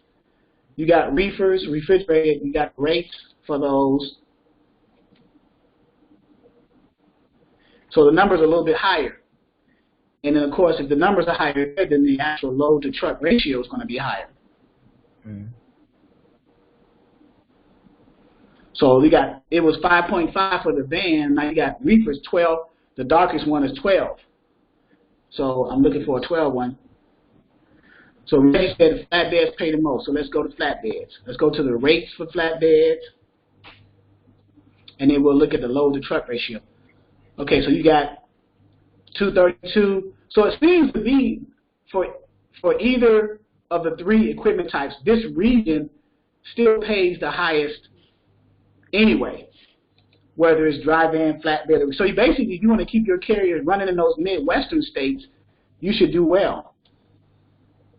And one thing that I did hear, Charles, the reason why is because, like, especially like I see what kind of changed for reefer, like for flatbeds and dry van, is the fact that like that Midwest area is also, if you think about it, more of what they call the industrial area. That way you got a lot of factories and plants like the GMs and Fords and any other kind of plants you could think of. That's most of the area that most of them are located at. Right. Like around Ohio, Indiana, Illinois, Michigan, all up in that area. Right. That's that Midwestern area. That freight is pretty good. Even if the national rates are terrible, the Midwestern rates are still okay. They still seem to be surviving that downturn, it seems. Yes, sir. Let's see. Abraham says, watching the videos, eager to start the training so I can start my own dispatching company. Full-time job, working from home. My schedule is split shift, 8 to 12 and then 6 to 10. In your honest opinion, do you think it can be handled? I can be able to handle the demand from drivers, and how many drivers do you think I can provide excellent service throughout those times? Well, if you have a split schedule, so if you're working, Abraham, from 8 a.m. to 12 p.m., so 8 in the morning to 12 noon, and then from 6 to 10, so you have free time from noon to 12:30 up until about 5:30. So that time frame, 12, 1, 2, 3, 4, 5. That 5-hour time frame is more than enough time to at least get started. That 5-hour window every day. What do you think, AJ? That's enough time, and it's a prime time in the day where you can call those brokers because that's the most busiest time that they're operating. As far as the drivers, I don't know if you're going to catch as many drivers to start off trying to get them under a dispatch agreement because it's easier to get them like in the mornings when they're first starting out, and then at night when they're shutting down to do their resets. So and some of us drive. Oh, I'm sorry. Some of us drive through the night too. So from that moment of 10 p.m., not to recommend him be up all night, but like from that moment he get off at 10 p.m., he got some drive he could check on, and then in the morning before he go, because I'm looking at where he said the schedule 8 to 12. Before he go in at 8, he got that time from like anywhere from 5 to 6 up until 8 a.m. as well to get that early. You know how they say early bird get the worm. You know, as far as like dealing with the brokers and the loads on the load board and whatnot. And as long as he stays 2 steps ahead of the game, he'll already have it where at some point, if you already got your driver booked on the load, already be working on him a backhaul or his next load. That way, you just use your time wisely. That's all. Just gotta make it happen. Right. Funny you should mention backhaul, right? So I'm gonna go to 1, 2, 3 load board because that's a good one. That's a segue. That's a good one to use for backhauls. They have a tab in there for backhauls, right? In 1, 2, 3 load board. So let's say, pick an equipment type. You're welcome, Abraham. So pick an equipment type, anyone, and pick an origin, pick a destination. So you're in Texas right now. So let's say Houston. That's a good place, right? And we'll say going anywhere for now, just to see what we get. And let's pick an equipment type: van, reefer, or flatbed. Do reefer. Reefer. Yeah. We could do all three if you want, just to see what the numbers are. We can compare and contrast, right? Yeah. And this is the week. Let's say Monday. We want to start the week fresh, right? And we go ahead and see what's going on. So we got 219, but that's because we got different equipment types: van, reefer, and flatbed. So I'm going to check the offer to put the numbers of the rates up here at the top, right? 3,100, things like that. So Texas, Cleveland, Texas, which is 43 miles deadhead from Houston, to California. I'm probably going to go the southern part west, like on I-10 to avoid the Rockies. If you're further south, you got to go through New Mexico and then get around, come up from the south, and then come back up. I'm assuming we could look at the map for that and see how they're going to take it. But it's 1,700 miles, 1,727, 46,000 pounds. It's a flatbed. It picks up on Monday. 3,600 is paying to the truck, right? That's the rate. So we open that up. It gives us a cents per mile, $2.08 per mile. The commodity is flatbed, 4-foot pipe stakes. So you're probably going to need some dunnets or whatever, straps, of course. Yeah. And now we have a backhaul tab that has 852 backhauls. That's what I love about 1, 2, 3 load board. Let's look at the maps tab and see how that was going to get routed going from Houston over to, see, they go in the southern area. And if this is in the southern part of California, that's I-10 straight across. Yeah, I-10 straight across. That's what I'm saying. I-10 straight across. So you're avoiding those Rockies. Or you might touch them a little bit, but you're avoiding them. You're going to shoot through New Mexico, a little bit of Arizona, touch a little bit of, and then right there. So at any rate, and then backhauls. So it's a $2.08 a mile, but then we look at the backhauls tab, and let's say, where do we want to go once we get to Fellows, California? Do we want to go back to Texas? Do we want to go back to exactly Cleveland, Texas? If we do, then we got 13 loads for that. If we want to go from Fellows, California, which is where we're dropping off at the receiver, just in the state of Texas, we got 48 choices for that. If we want to go from Fellows, California to anywhere, we got 852. And then the other ones, we want to go to the state of California to the state of Texas, we got 83. And then from the state of California to anywhere, we got 1,500. So, and it even figured out the fuel cost for you. Look at this. 5 miles per gallon, you got the total miles times $2.59 a mile, I guess, coming out of Texas. That's the cost of the fuel times divided by 5 miles a gallon. So it's going to pay 8. This is the part where I was saying that we need to know as dispatchers the numbers for our carriers, because even though it's paying $3,600 to the truck, he has to pay. First of all, let's say we're charging 10%, right? So 10%. Let me see what this. Somebody asked a question here. Okay. So we get 10% of the gross as a dispatcher, so that's $3,600. If we did, let's say we did negotiate it up, so that's $3,600 to the dispatcher, right? So we're taking out $360 from that $3,600. So let's just say that that wasn't negotiated higher. So now it's $3,240. You see here that the fuel is like, let's say let's round up, $900.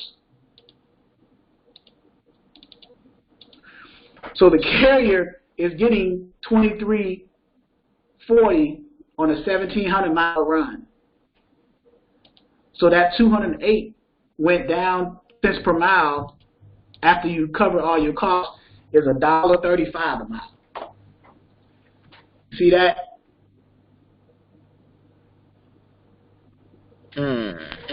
So that's the deception a little bit. So that's why it's good to negotiate. So we can talk DSB, which is the broker, the company that posted this load, if we can talk them up to, like, let's say 4,000, right?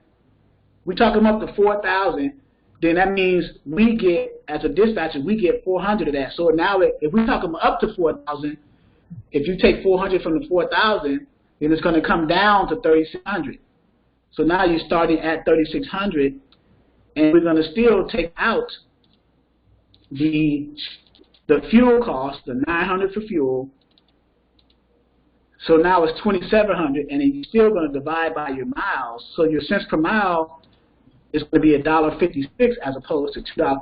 See, this is just an overall number here. It looks attractive, but it's not factoring in fuel and what you got to pay your dispatcher. So that's another reason why it's good for dispatchers to try to get those numbers up, right?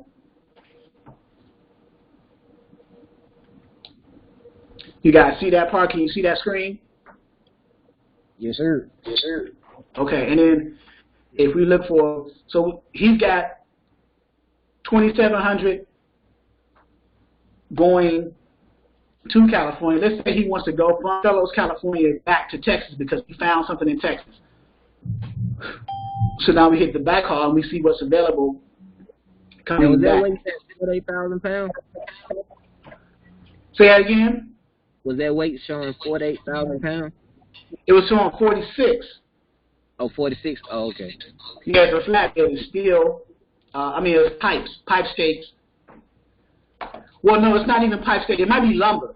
It's saying you need 4-foot pipe stakes, and you usually need pipe stakes for either lumber or rebar, steel, and things like that. So yeah, cause that's what I was thinking about. Like the weight, also, like you said before, is also going to factor in for the fuel cost as well. Cause the heavier the load, the more fuel the truck is going to burn. Yeah. Yeah. So that's a flatbed. So let's edit our search criteria and let's just say reefer, and then hit search again, and then put this rate. So now we got, see, even though the number is high up here, the miles is also high. So if you got a high number and high miles, it's still going to be a low cents per mile. So it's not going to, now if you got a high, if you got a high number and low miles, then your cents per mile is going to be good. But it's rare that you're going to come across something like that. You see? and it depends on the region. So let's hit this again and choose a Midwestern state like coming out of Ohio, going anywhere for a reefer. And now we got 66. Let's click the rate button and see what we got here for a reefer. So here's one here, Hamilton, Ohio. So remember, going into Florida with whatever equipment type is good. The problem with that is getting out of Florida is usually a problem. And you know that as a carrier, AJ. Mm-hmm. So yeah, so sometimes you have to dig out of Florida. Yeah, you got dead head up to like Atlanta or somewhere in Georgia like that, or northern Florida like Jacksonville or Tallahassee, and then grab something and then come on out then.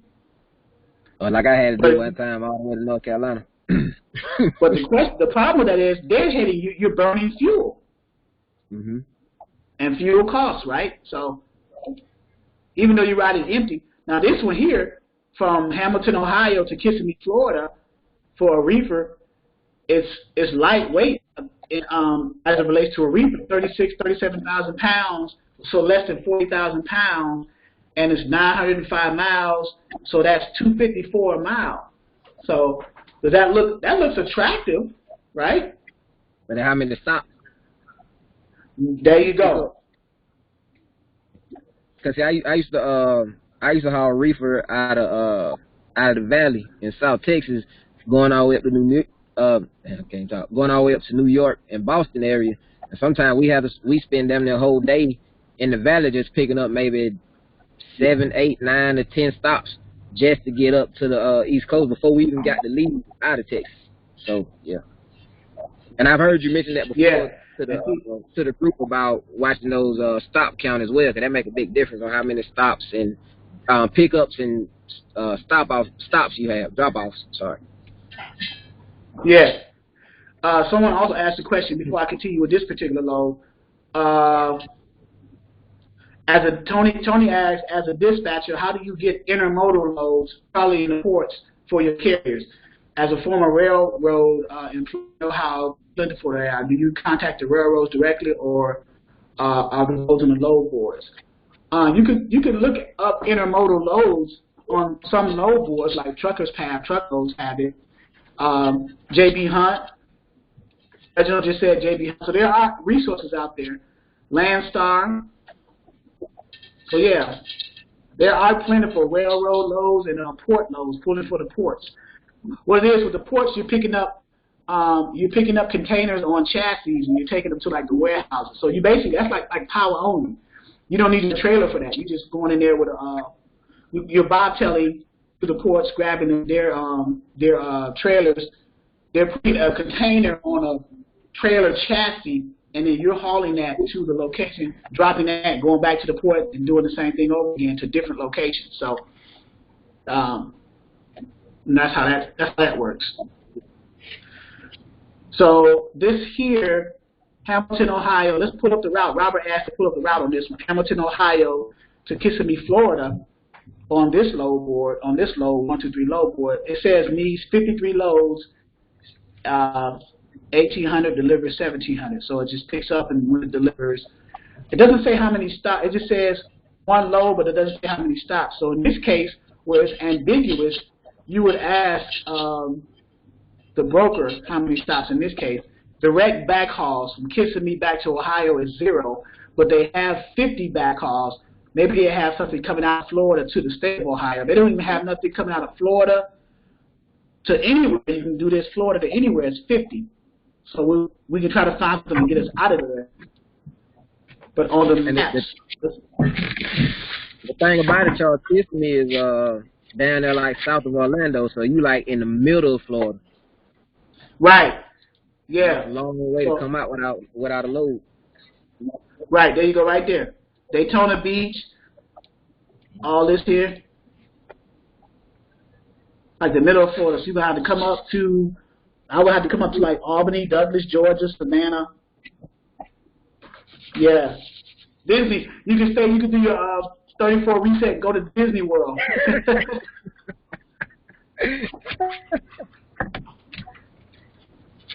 But yeah, this is right there. But remember the let's see the mileage. Let's go back to the information and backhauls. So you're paying fuel. You're paying $469.88. So if you subtract that from the original gross amount of the load, for let's just say let's round up 470.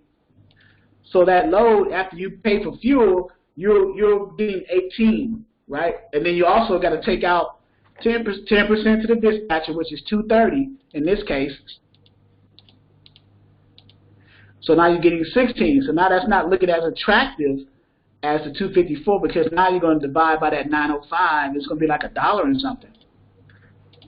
So $1.77. So in this case, you would probably negotiate up depending on, this is a reefer load, depending on the stops, you would pay my like 25 or 2,700, you know. So because for each stop, you want to add up, remember $150 to $200 per stop because you want that detention pay, especially if it's not factored in on the original setup with that brokerage. If they don't mention detention and they're paying $50 to $100 an hour to $150 an hour after 2 or 3 hours, kicks in because who knows how long you're going to be at a shipper being loaded and at a receiver being unloaded. Who knows how long that's going to take. So those are things you got to factor in as well. That make a big difference too. It does. I saw that one from 7 p.m. Delivery from like I got there at 6:50 and didn't leave till almost 1 in the morning, and that was with GM when GM first came back out strike because it was so packed up there. So that attention makes a difference. So is Landstar in California, are they going out of business? Do you know anything about that, AJ? Because I haven't heard anything. Landstar in California.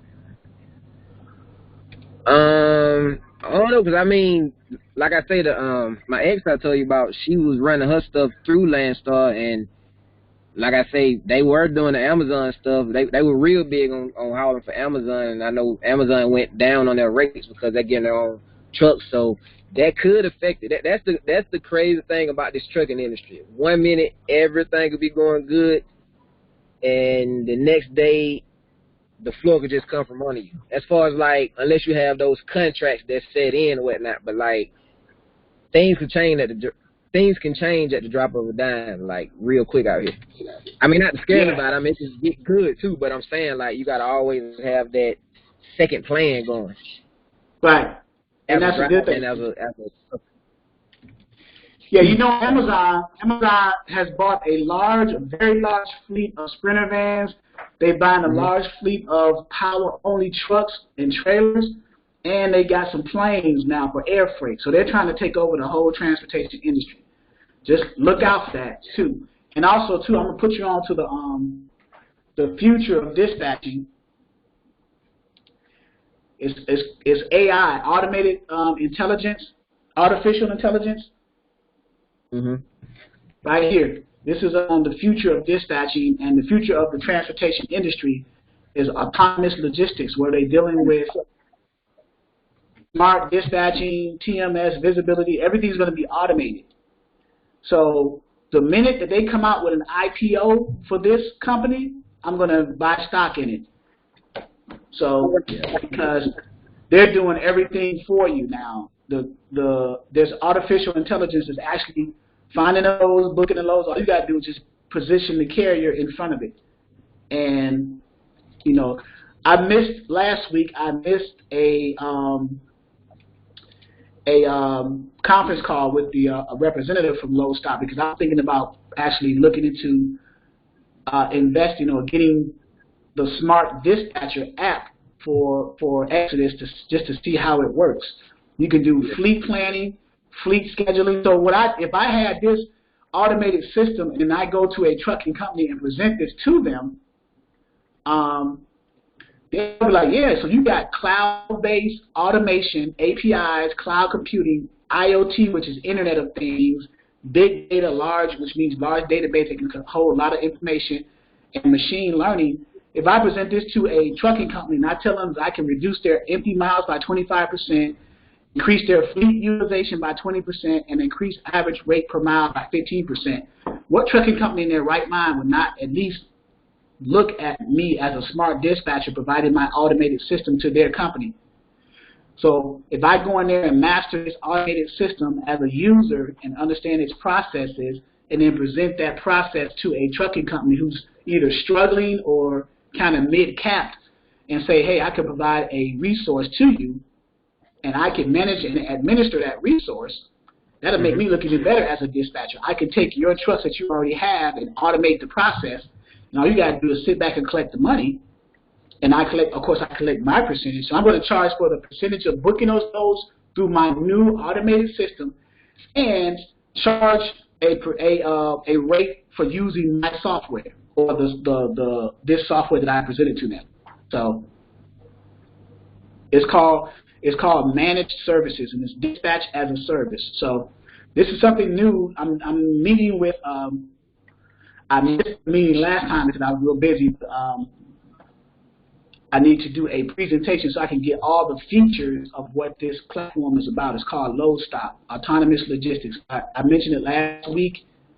Visibility 360, Smart TMS, everything that's needed in the transportation industry from a dispatching, logistic, brokerage perspective. I'm surprised that the other companies haven't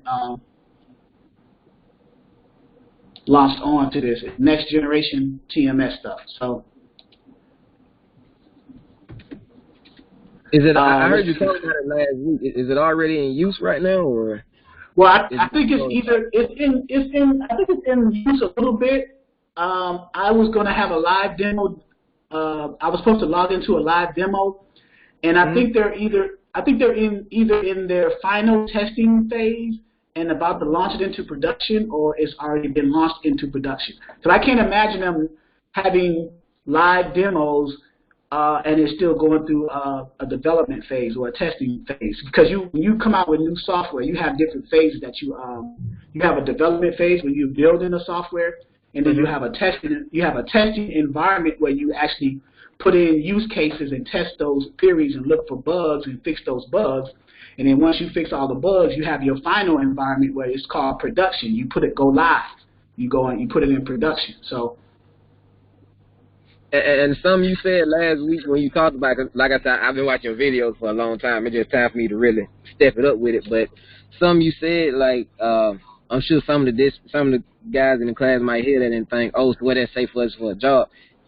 Like you said before, it's actually a good thing because that'll get the big companies out of the way. And then, like somebody like yourself to get it with the big companies. And then the smaller guys still need somebody to come to. So, hey, who they're going to come? I mean, who they're going to call? You know what I'm saying? Like, right, exactly. That's what I'm looking at. I'm putting the forest for the trees. I'm looking down the line. Mm-hmm. Yeah. Tony just asked a question here. How successful are you in renegotiating a rate with the broker, and can you explain why would a broker negotiate their rate after placing their load on the load board at a rate acceptable to them? You want to take that one, or you want me to do it? I could tackle this one right quick. Well, right. Once again, I know y'all probably tired of hearing this already after just meeting me today. Once again, one of the things that my ex taught me was that, most brokers would take at least 20, anywhere from 10, 20% off top, or some might just take $300 to $400 off top, like Charles have been telling y'all. So at the end of the day, the brokers make their money not only off of the loads, but they make their money and get that better relationship with the shippers, because it's about relationships out here. They get a better relationship when the shipper sees how quick they can move their loads and how reliable they are. So some brokers will get to the point to where they actually want, once they post their load to the load board, they really want that load to be gone within 5 hours. Am I right, Charles? Yeah, or less.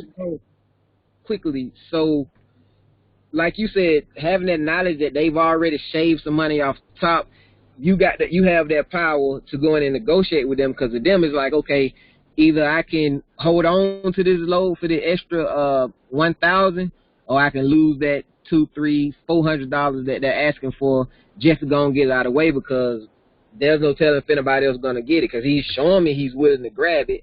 So am I gonna play hardball or just say, you know what, I'll take that small L just because he's still gonna get paid, but he's not. Like I say, some of them just throw a load and a rate out there just to see. I hate to say it, what sucker is gonna bite, basically. Some of it can be a sucker rate, some of it can be, Right. So they see that the first dispatcher or carrier takes that load without trying to negotiate a higher rate, and they're gonna go ahead and book that load with that particular carrier or dispatcher that's representing that carrier.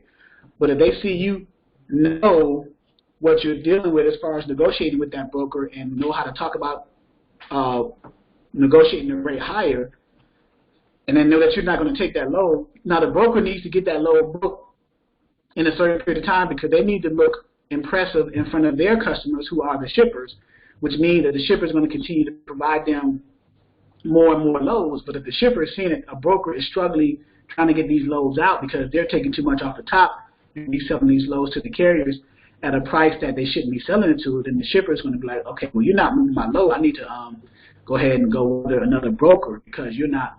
I gave you a target rate that I know that this load is going to move under. For whatever reason, it's not moving. I don't know why. It's probably because you took too much money off the top and tried to resell it for as much that you can get for it as opposed to as much as the carrier can get for it. And I'm going to deal with another broker.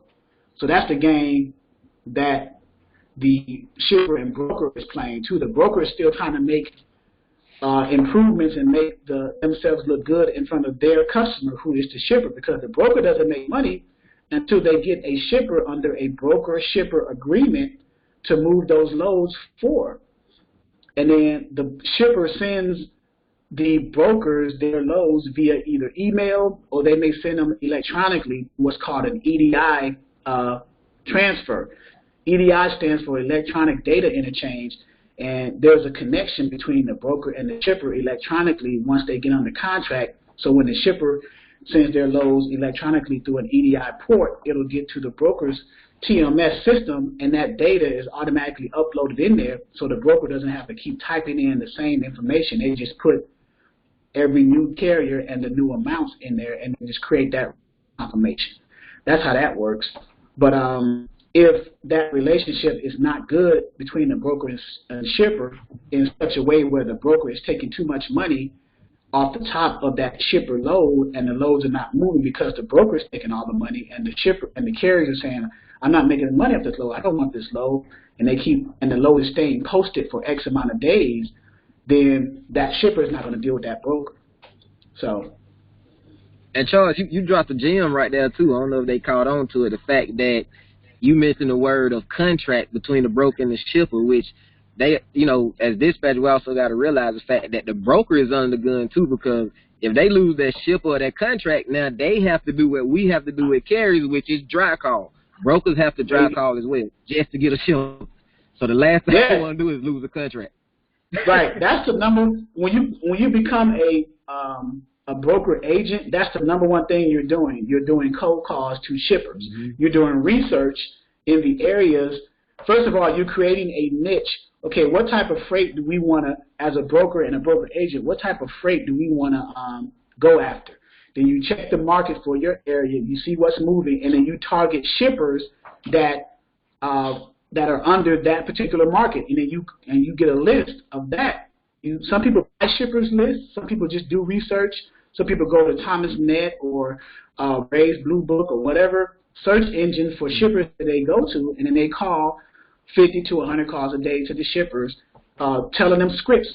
We can basically saying we're a brokerage, we can move your loads or we can meet your capacity because we have either our own assets within our brokerage, which they have their own trucks. You could be an asset-based brokerage, or you have contracted carriers, which means that you don't have assets under your brokerage, but you have contracts with owner-operators who are signed up and set up with your brokerage. So you may have 100 contracted carriers and you may have 20 assets in your brokerage. So you have 120 carriers to meet the capacity of the shipper. That looks more impressive than someone who just opened up a brokerage and don't have anything, don't have no book of business, no experience or whatsoever. So yes, brokers and broker agents, they cold call as well. So their cold calling challenge is greater than the cold call challenge of a dispatcher calling the carrier. Can you imagine a broker agent calling a shipper, a multi-million-dollar company, trying to convince them to say, hey, sign up with me. I can move your load for you, as opposed to little old me, a dispatcher, calling an owner-operator trying to convince them that I can find loads for you as a dispatcher, as opposed to an agent trying to convince this multi-million-dollar company that I can move your loads to your customers. Which one do you think is a little easier? And the challenge is they have to make sure they talk to the right person inside the company. Right. So you have to get past. Right. So when you do cold calling, you have to get past the gatekeeper. Right.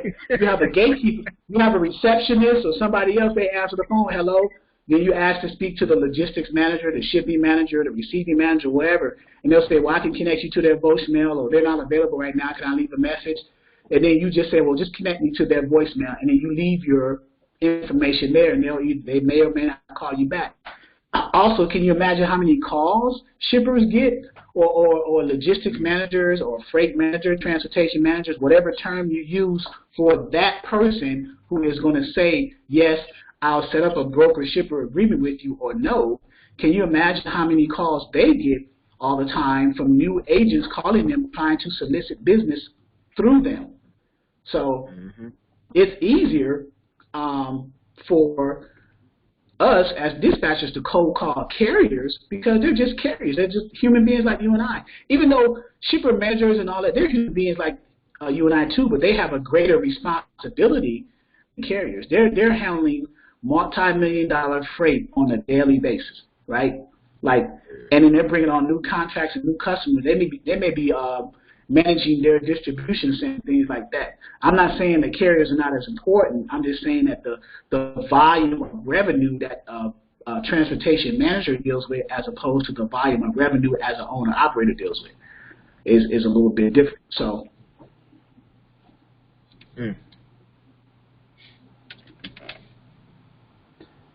Tony said, thanks, fellas. Awesome information. Also, AJ, tell your ex-girlfriend thanks for turning you on to the game.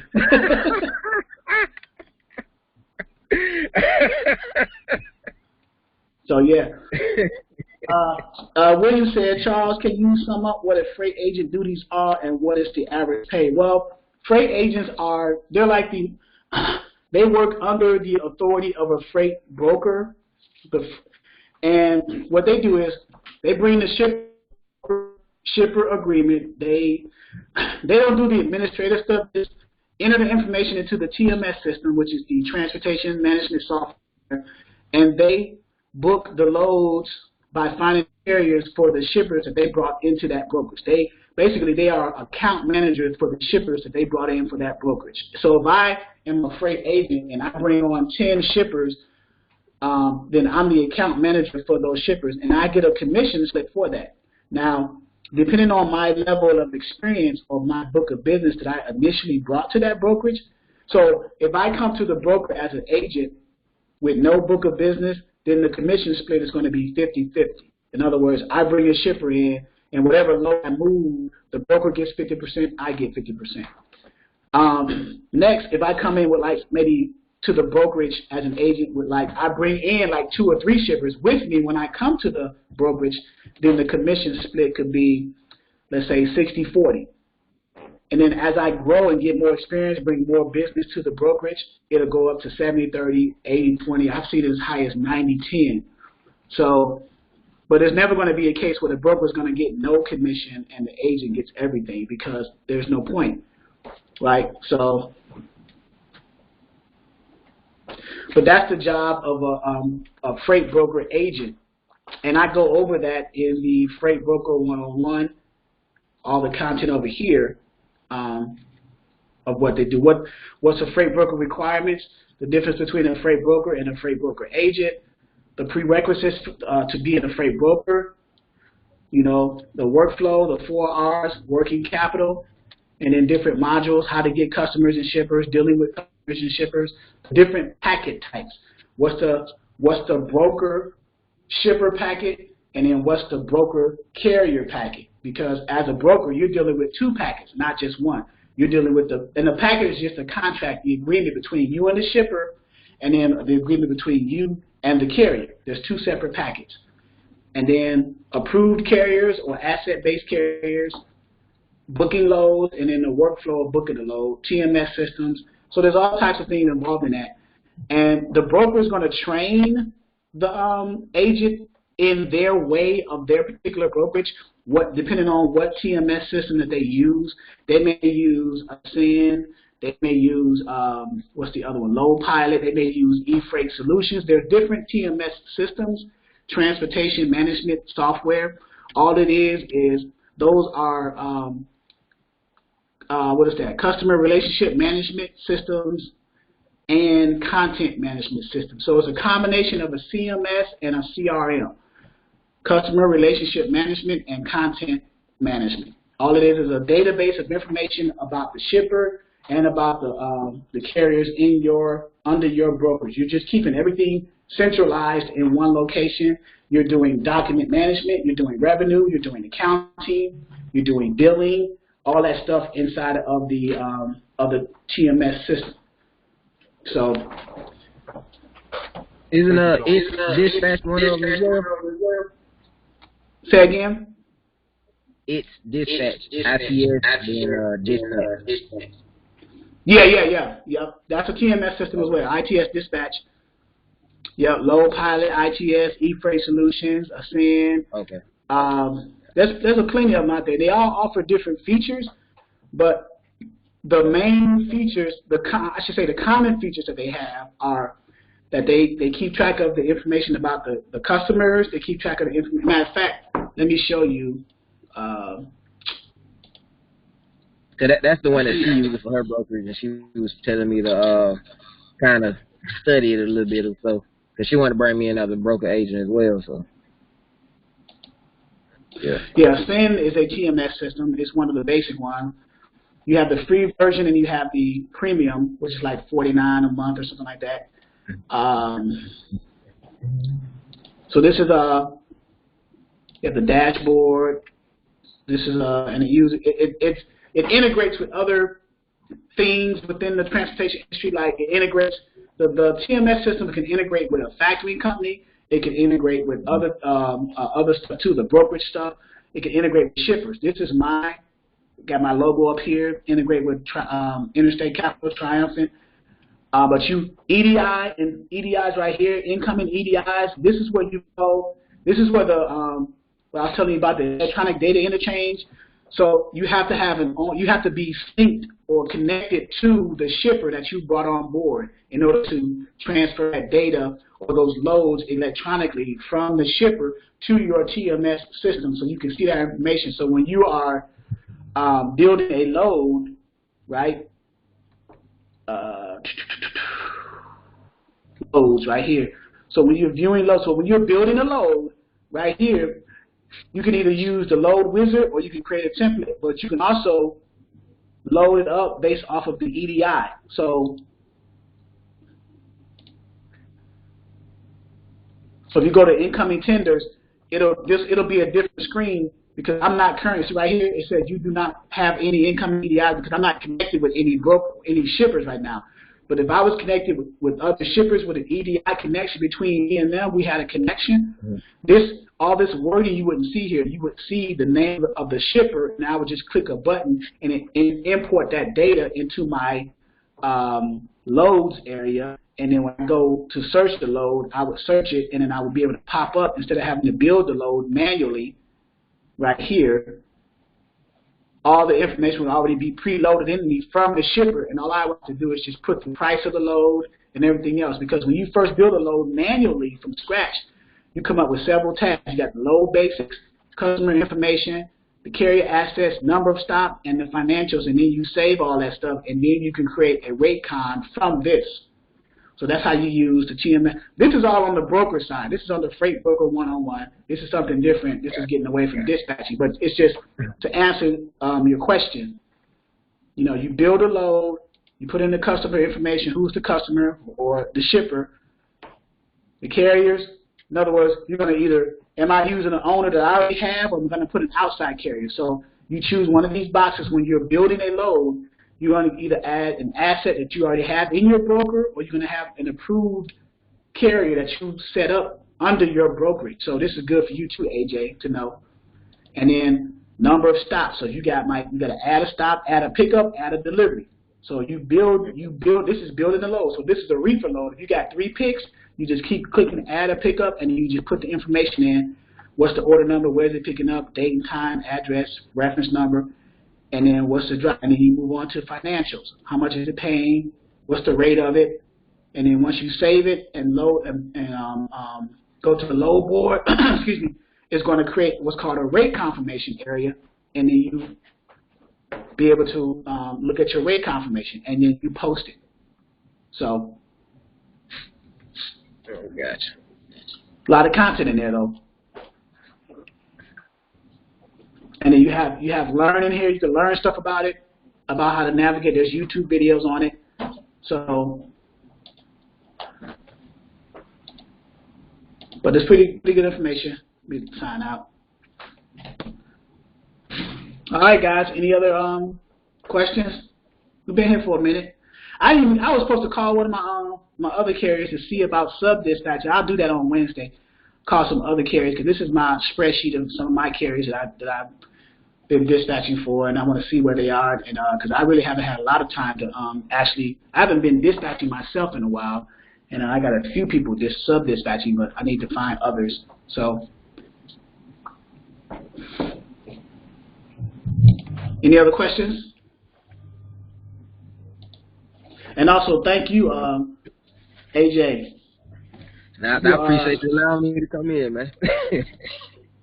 You are going to be a valuable asset because of your driving experience, and you'll be able to. We may be able to actually partner up because you probably have a knack for getting the carriers because you have that carrier. Like me, I drove, but you drove. You currently drive. I haven't been in a truck in a while, but you're still driving now, so you can communicate with the carrier. So we might be able to partner up. No problem. Says someone asked a question, Charles, how long have you been in the game? Which game is that, Tony? Game of life or the game of the game of dispatch? I would say about going on 3 years, right? Going on 3 years. I got up under another platform about 3 years ago, 2016. Then I was doing it off and on for a while. So yeah, about 3 years, Tony.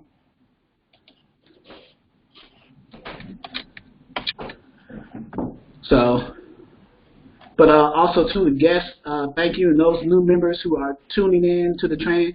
I didn't get into some of the basics stuff as far as going over the website and what's involved with that under the modules, orientation, and stuff like that, how to get carriers under agreement under Module 1, load boards under Module 2, booking the load under Module 3, and invoicing the carrier under Module 4, and what's all involved in that step-by-step very thoroughly. I didn't get into that today.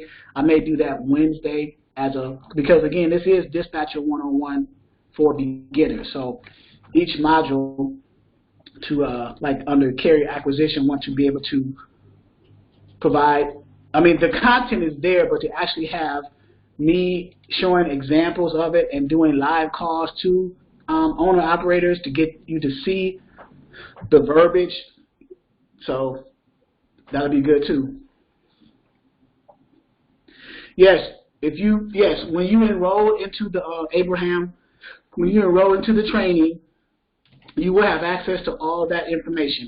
That is correct. Everything that you see, Mr. Abraham, on the web portal right here, you have access to it from back office.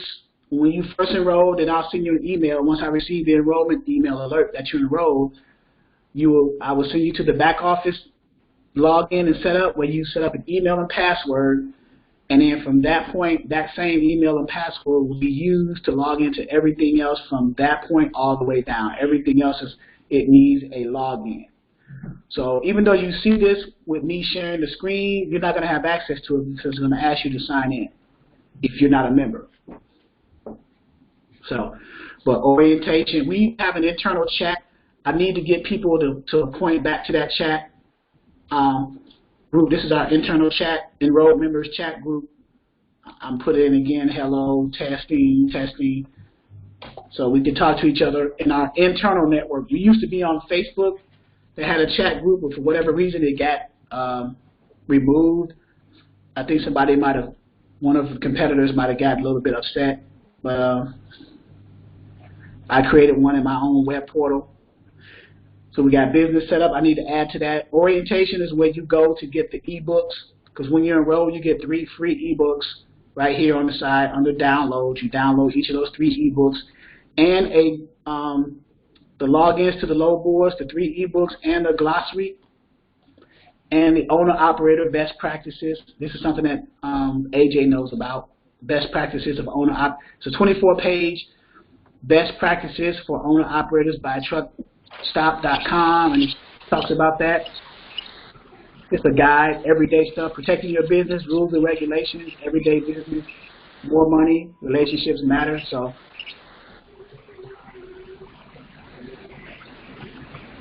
okay. Any other questions?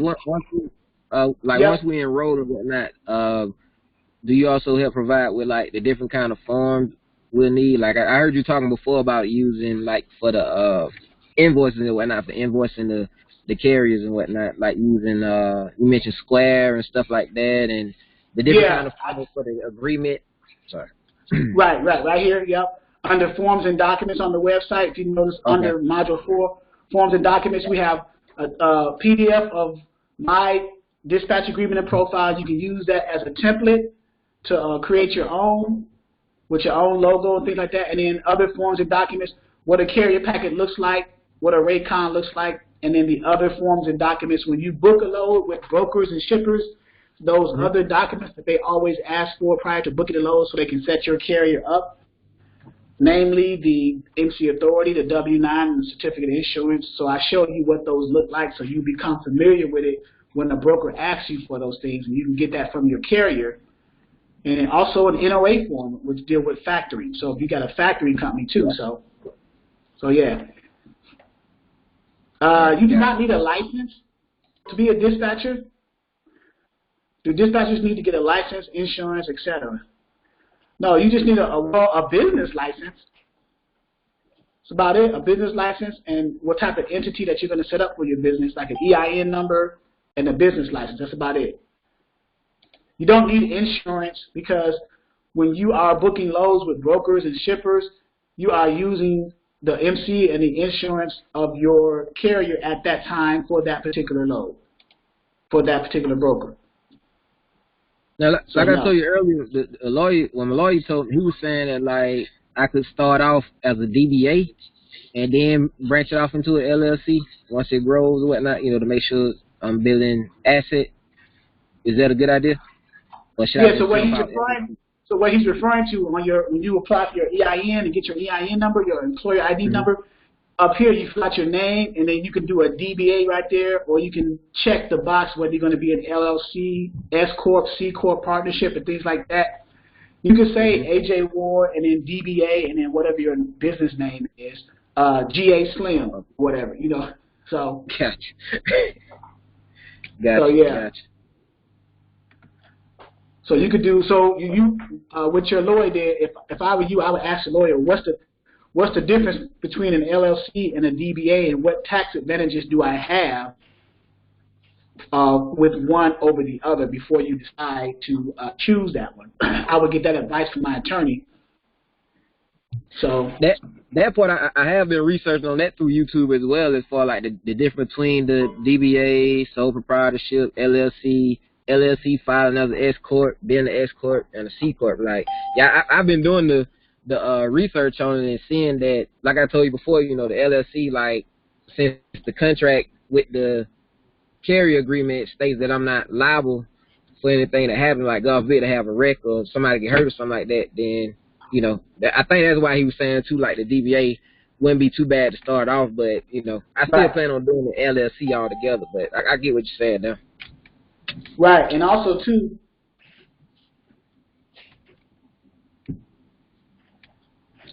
Also, too, with the under forms and documents, if you look at the dispatcher agreement, it kind of takes you out of the equation of being held liable in any and all claims right here with this line right here.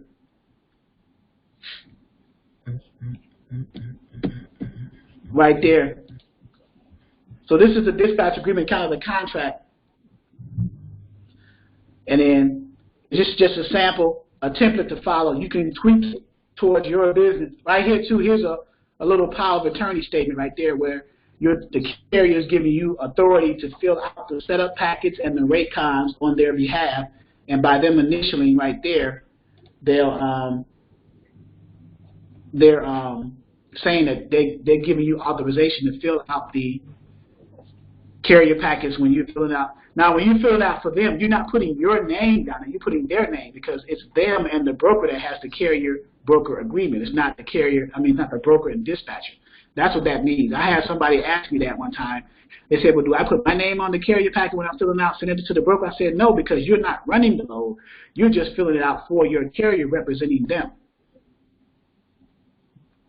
Yeah, in other words, you got to look at it like you work for that carrier, like you're part of the carrier. Like they don't know who your dispatching is, who your dispatch service is. They just know the carrier who's hauling the load. Correct. Okay. Gotcha. Yeah. Gotcha.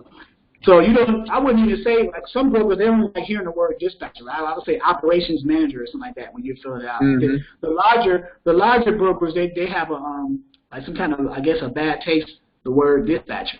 So operations manager, fleet manager, whatever, you know. So would that also like because I know I've heard you speak before about the dispatching agreement is so that the broker don't try to say, all right, that load's gone, then turn around and call the carrier behind your back. If you just come straight out saying, because the carrier is giving you the right to sign documents as them representing them as power of attorney, if you just come out and say you're such and such with that carrier, that would also possibly prevent them from trying to backhand you, right? Like go behind you and call them. Yes and no. Some of them will be so bold as to do it anyway, whether you tell them or not. Oh. Trust me, I've had it happen. So, yeah. So, yeah. Okay. Gotcha. All right. All right. Well, I guess there's not any more. Let's see. Charles, on average, in what time frame are your successful students acquiring owning operators and getting loads for them? Well, that varies with the students. I have one student I don't even hear from anymore. Her name is Wanda. Wanda. She came under the training. She did a sub-dispatching. She was moving loads for one of my carriers, several of my carriers, and now she's doing her own thing with power only. So she's so busy, I don't even hear from her.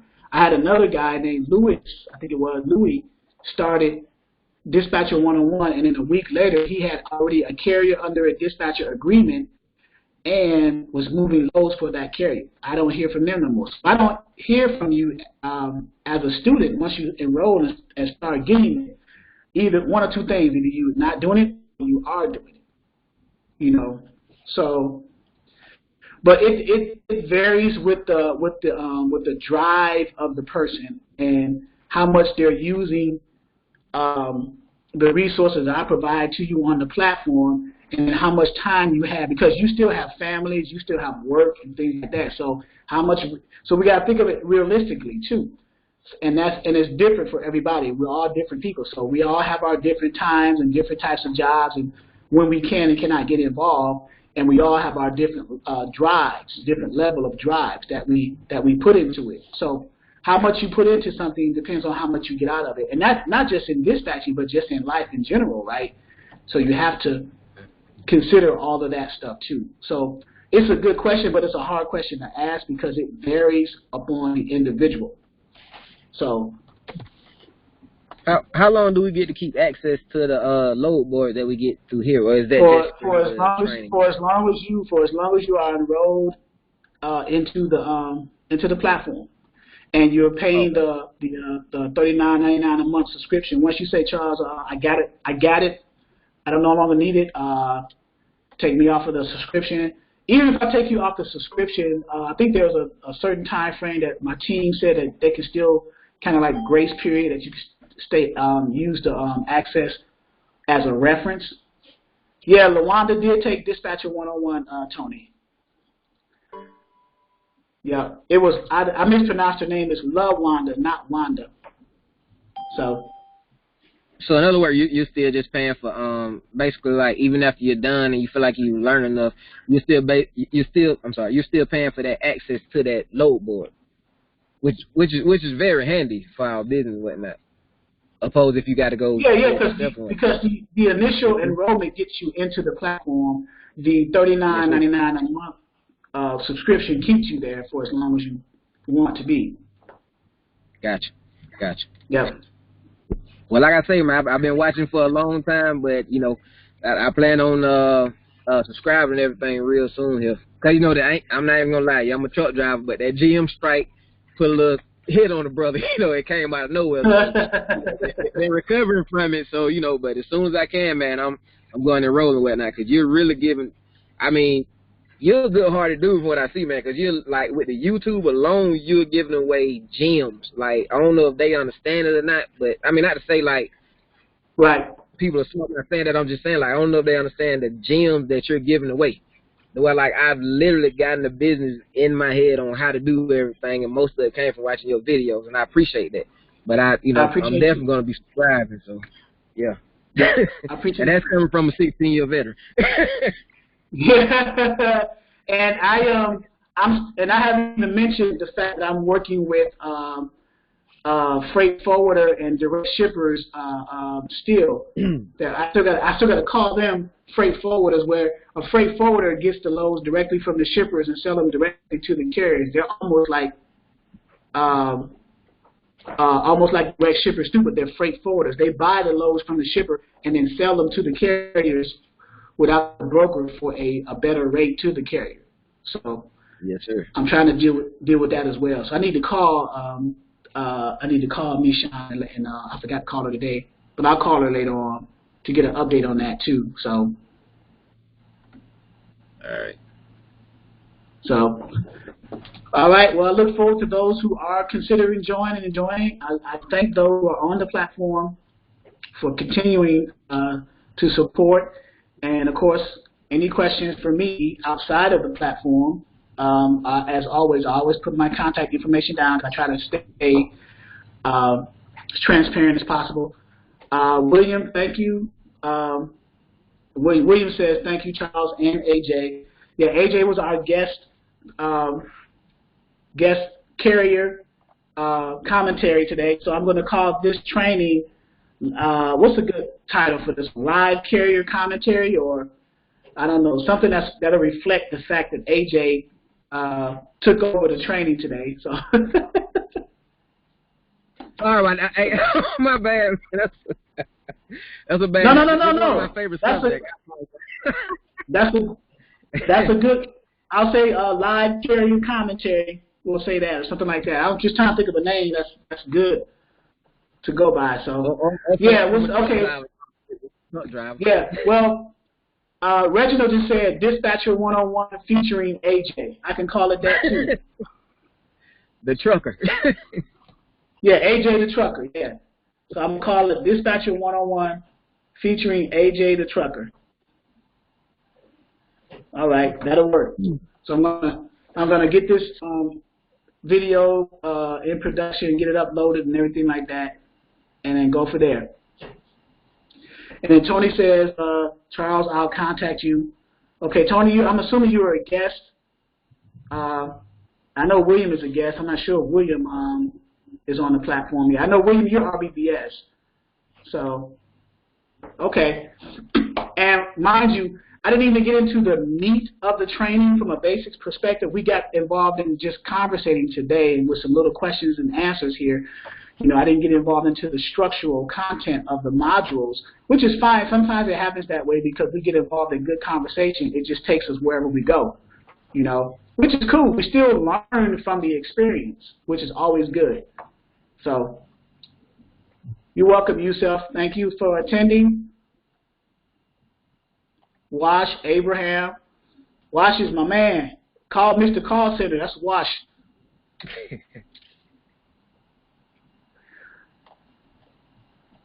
And who else? Reginald, area code 305. I'm just acknowledging everybody before I get off here. Yusef, Tony, area code 770. Eric, how you doing, Mr. Caldwell? Kim, how are you?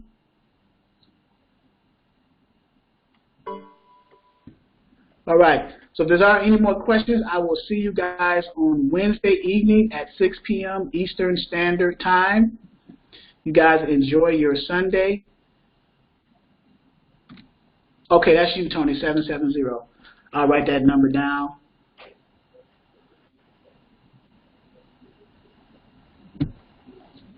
Let me get Tony's number before I write it down here, 770.